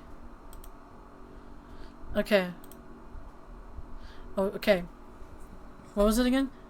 It was, sounds easy, and then Stan merely looks amused. Oh yeah, let's see you take a shot out of it after we put this thing together. You said you've done this for years? Always had a knack for it. Okay. And piece together...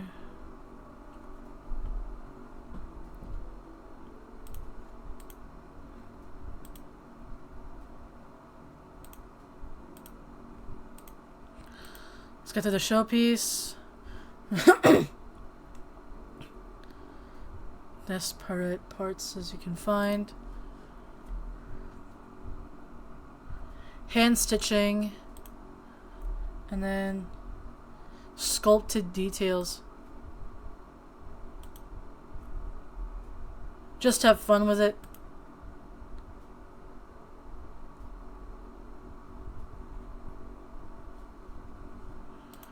Okay, and then sculpted details, just have fun with it.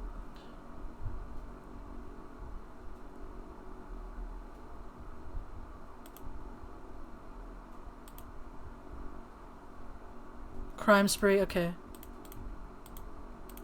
Go out for breakfast. Let's go for waffles. Let's go for waffles. Okay, just gluing stuff together, really.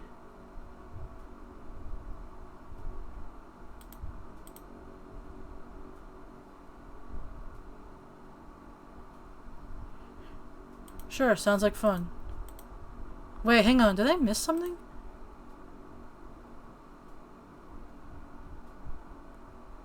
Okay. Only needed for partner in crime. Whatever. No, really, it takes... Okay, this one, no, really takes a lot of skill. Okay. Got a real gift for it. It shows. Okay.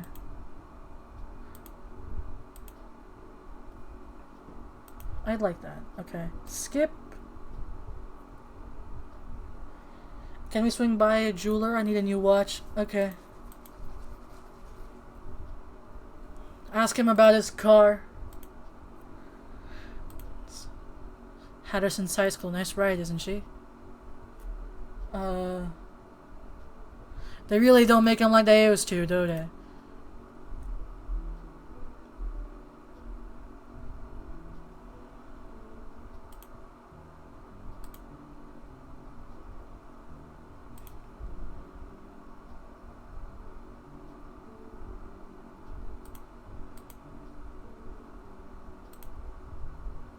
Laugh at his joke.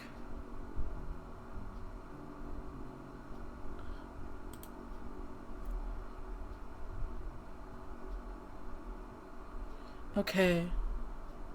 2 or 3, okay. Yep.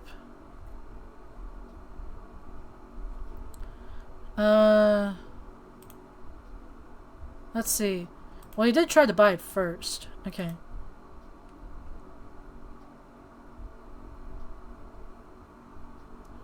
As I'll ever be. Actually, no. You bet. Let's go. Okay. That was so cool. Okay. This is beautiful. Okay, clean him up. Skip.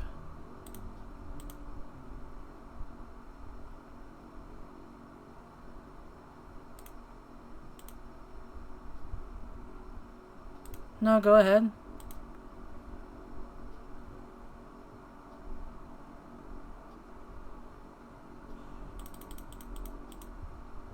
Yeah, I got it. Skip. I'm nervous, but I can do it. Okay.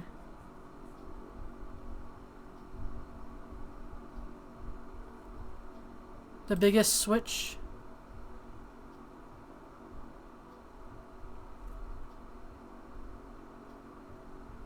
Really? Can you? Okay.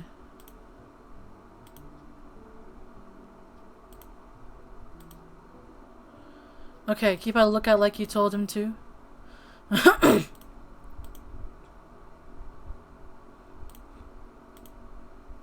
Well...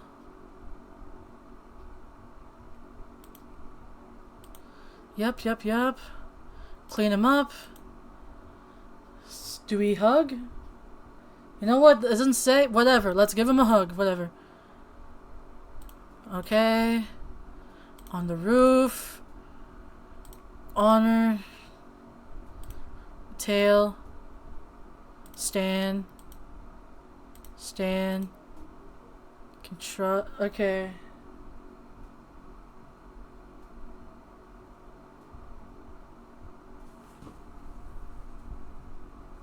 Okay. Let's just do that one. Okay. Immediately put the hat on. Offer to help him carry the poles. Oh, well.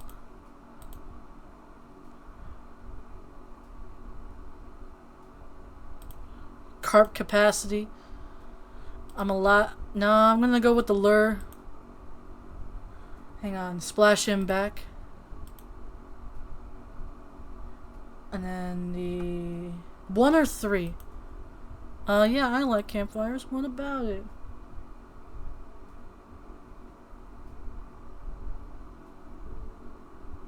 Okay.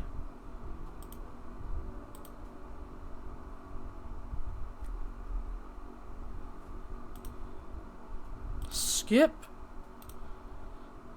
Actually, we never did the Dan one. Let's do the Dan thing. And I went past it. Actually, yeah, no, let's do it. Hell yeah. Okay, let's do the sit with Dan. You take a seat on the empty stool next to Dan. Lazy Susan, the waitress, comes over from behind the counter. What can I get you to drink? I want coffee, 'cause I'm thirsty. Sure thing, I'll have it right out for you. You notice she doesn't take Dan's order. Nice jacket. Thanks, Stan Pines loaned it to me. Yeah, half the town noticed that yesterday. Oh, you didn't realize it was that public. It was that public. Splash sent a lot of fish swimming my way, though, so thanks. Does word always move that quick around here? You worried about that now? People in town were already talking before that. You just gave them more to talk about. What are they saying? He shrugs, as if a slab of solid stone could shrug. I don't listen to gossip. Gossip happens to come into my ears. Lazy Susan comes back out with her drink, as well as a hot cup of coffee from Manly Dan. You figured he ordered it before you sat down. You watch as Stan lifts the steaming mug of coffee to his mouth and then chugs the whole thing. It looks like an instant recipe for a third-degree burn, but surprisingly, almost sickeningly, he seems relieved by it. That's just how it is. You're starting to realize why this guy has a tough guy reputation. He sighs, putting the now empty mug back down, and turns to you. What were we talking about? I seriously can't remember. I'll get you a refill. Anything to order, sweetie? Me? Oh yeah, I'll have the,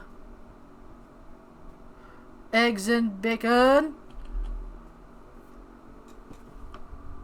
Actually, I don't really want to ask about his family. Wendy's the oldest, or my 3 boys, Marcus, Kevin, and Gus. Huh. Don't ask. 4 kids, huh? Haha, it's a lot, but I'm tough enough. They don't call me Manly Dan for nothing. He flexes his muscles and winks. You think you saw him wink. Ask him about his order. I'm a regular. Pancakes and hot black coffee is like usual. Real con artist type, not a friend of mine, but as long as Wendy's getting paid out of his pocket, I don't care either way.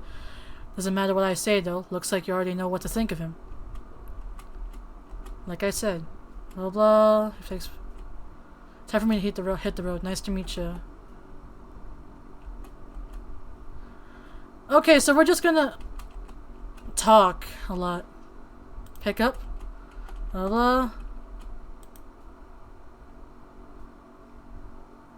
Okay. Repeatedly choosing swing usually does it. Hang on. Block! Dang it. We didn't do nothing in that round.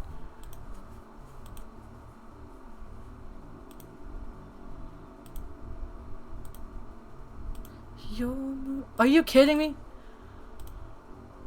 Ow.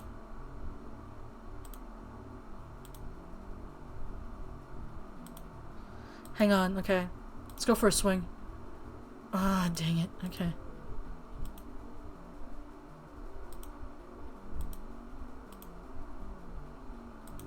Help. Block. We gotta clutch this. We gotta clutch this. And I'm gone.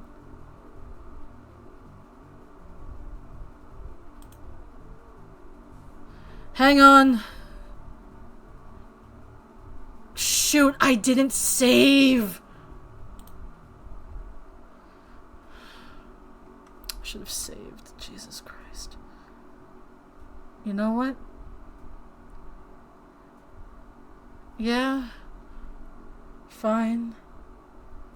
Hey, wait a minute. I'm getting another deja vu moment. Okay, let's do this one more time.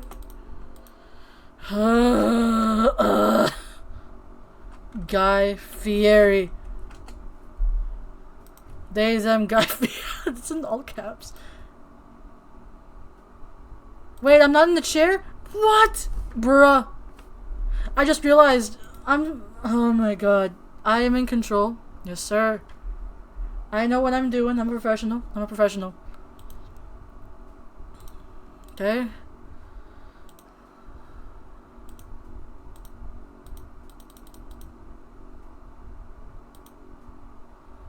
Okay, get check on your car. Offer to help him. Done looking. Sounds easy. Why don't you run this place? What's your original version? Okay, let's get to the showpiece. Hand stitching. Sculpted details. Just have fun with it. Ask about him. No more questions. Okay. Go out for breakfast. Dipper, can you cook? Blah blah blah. Waffles, why not? Blah blah blah. If only need a partner in crime. Skip. No, really, it takes a lot of skill. It shows. I'd like that. Yada yada yada yada. New jeweler. Yada yada yada. Ask about him. Ask about his car. Yada yada yada. Don't really make it like it used to. Yada yada. Blah blah blah blah blah blah. It's funny. That really I do too. Well, you did try to buy it first. You bet. That was so cool. This is beautiful. It's excellent as an art piece. A little shaky, but I'm good. No, go ahead. Whatever. Yeah, I got it. I'm nervous, but I can do it. Flip the biggest switch. Get arrested. Accidentally jab him in the face. That sounds like fun. Get arrested. Yeah, because I was sitting over on the bench. Yeah, because I was over on the bench. Hand clean him up. Hug him. Marriage. Roof. Wait, no, it would give me no greater honor.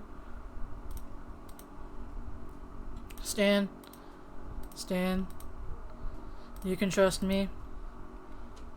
I'll put immediately the hat on. Offer to help carry the poles. Carpet capacity. Let's go.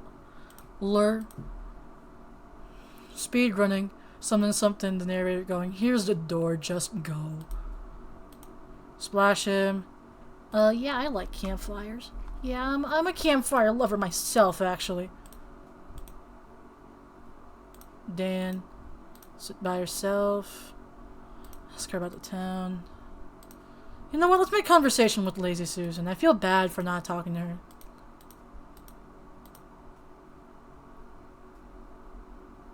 Pick up. Skip. Save. I'm saving this time. Screw you. Okay.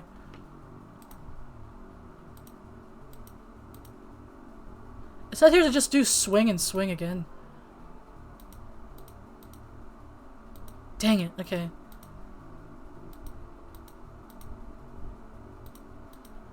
We're gonna be here forever. Okay, there we go. Yay. Alright, alright. I'm calling it.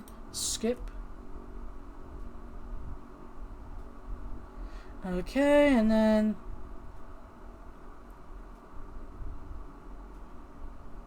heart-rending classic drama.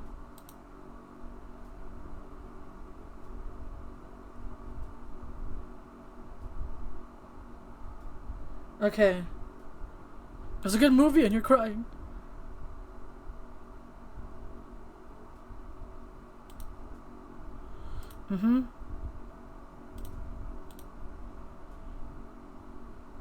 Fancy seeing you here. Why people keep on calling me? I'm getting random calls now too, Jesus. Something flashy. Oh yeah, because we're discoing.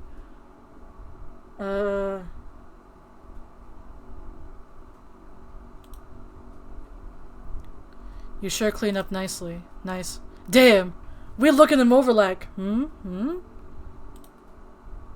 This look used to be all the rage back there. Trents may fade, but Stan Pines has still got it. Okay.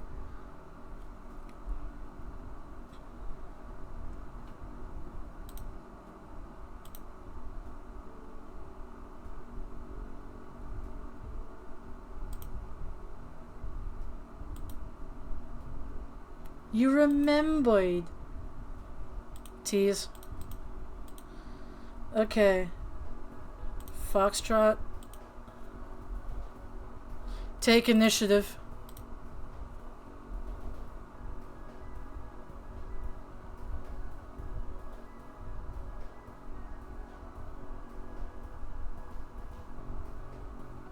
Okay. What?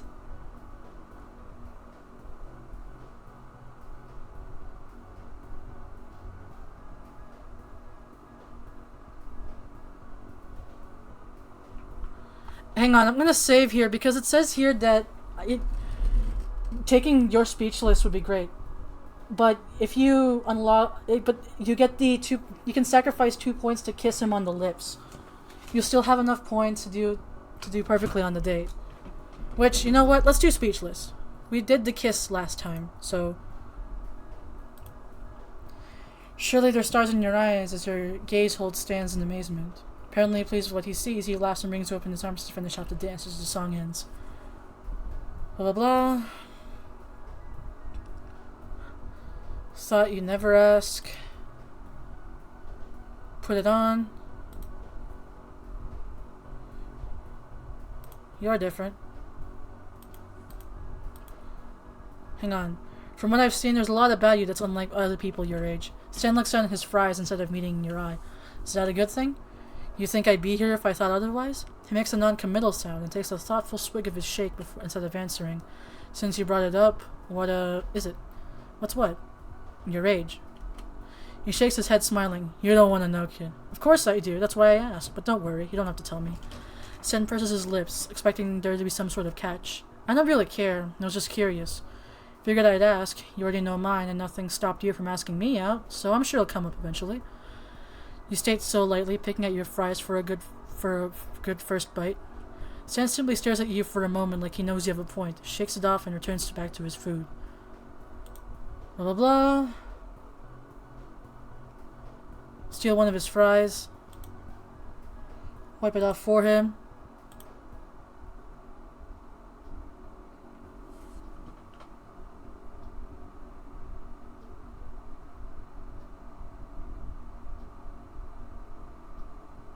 Yeah, whatever, just wipe it off for him.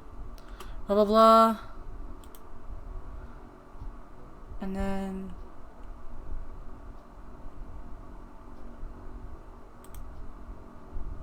worked on me just fine. Blah blah blah. Wow. Ask about him.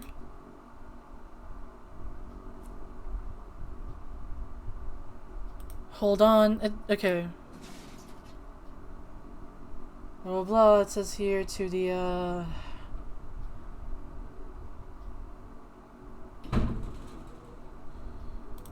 God, it's so windy, Jesus. Get closer.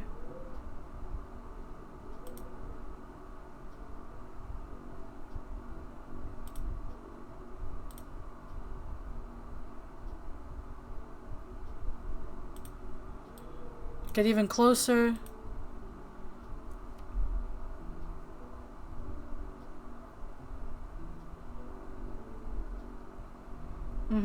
Yeah.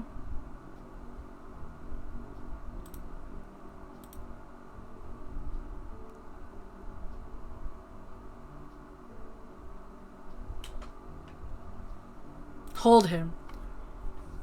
Oh, because last time we tried to put the hand on the thigh. Okay. You do it, just do it. It's fine. It's like a hug, no big deal. You're practically holding each other while dancing tonight, right? Your arm ever so slightly comes to rest in his torso in a loose, sort of loose embrace. You sigh in relief as Stan makes a sound of contentment and shifts his arm to account for your new place. For a moment you dare not say a thing and instead close your eyes. There's that scent again, that overtone of cheap cologne mingled with leather, cigar smoke, and salt. Okay. Tell him how you feel. Was that, are you okay? I think we could do better. Okay. Stan laughs, cupping your face and bringing his lips to yours again. He's more confident now, more sure with his hands. The kiss lasts longer and shows no sign of stopping anytime soon. But from this angle, it's still a bit awkward, side by side like this. Stan makes a noise of surprise against your mouth as you grab him by the collar and drag him down with you to the seat. What? But then he laughs and you feel his smile on yours.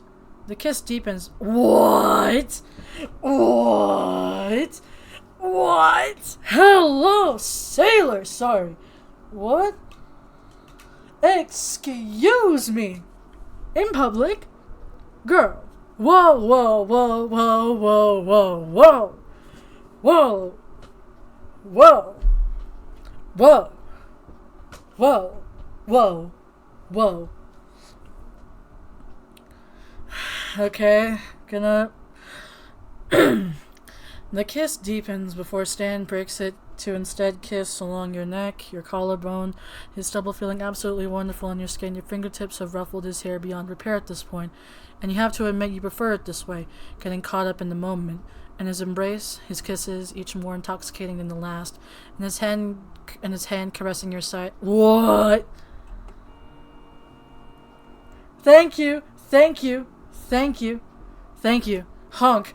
You both jolt, your heart flipping and head shooting up at the noise so fast it hits the roof of the car with an embarrassing clunk. He swears furiously and rubs his head as he looks toward the sound of disruption. What the? Sorry, Mr. Oh, Lord. You bolt up at the voice, distant and slightly echoing. Stan practically growls, pinching the bridge of his nose and hiding his face in shame. Sweet Moses. It was an accident, I swear. Oh, God. Stan flips on his headlights to illuminate another car with two people inside of it, directly across from you, at lookout point. They must have pulled up while you two were not looking. Stan kicks open his door so hard and you're amazed it's still on his hinges as he steps out. I'm gonna kill you, Robbie. Robbie? Are you serious? Sure enough, the figure on the driver's seat, scared out of his absolute wits, fits the description of an angsty, emo-looking teen.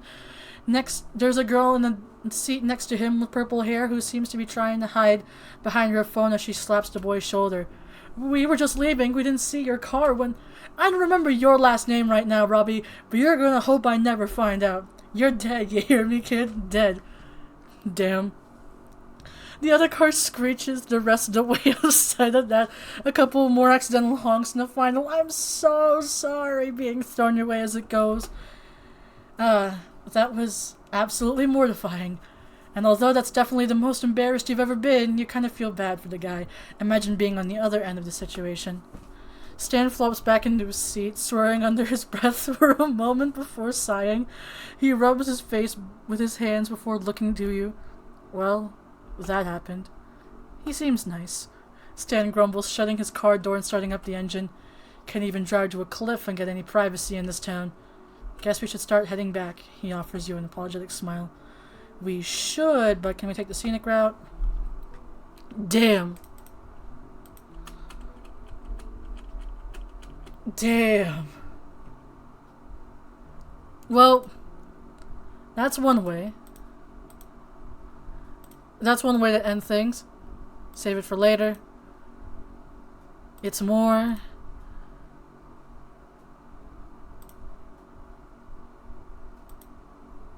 Damn. You know what? Thank God Robbie stepped in, because I don't think, Lord Almighty, we couldn't survive that. Let's be real here. But hey, we didn't miss anything, but at least we played it to full completion. Yeah, he was really getting into it. I'm gonna be real. Girl, calm yourself. Like, girl. Alright, let's end stream off here, because it's a bit longer than I usually go for, but... we got through it. Jesus Christ. God damn. We didn't miss much in that run, but just damn. I'm like, hang on, can I get the sax in here? Can I get the sax? Where is it? Where is it? It's the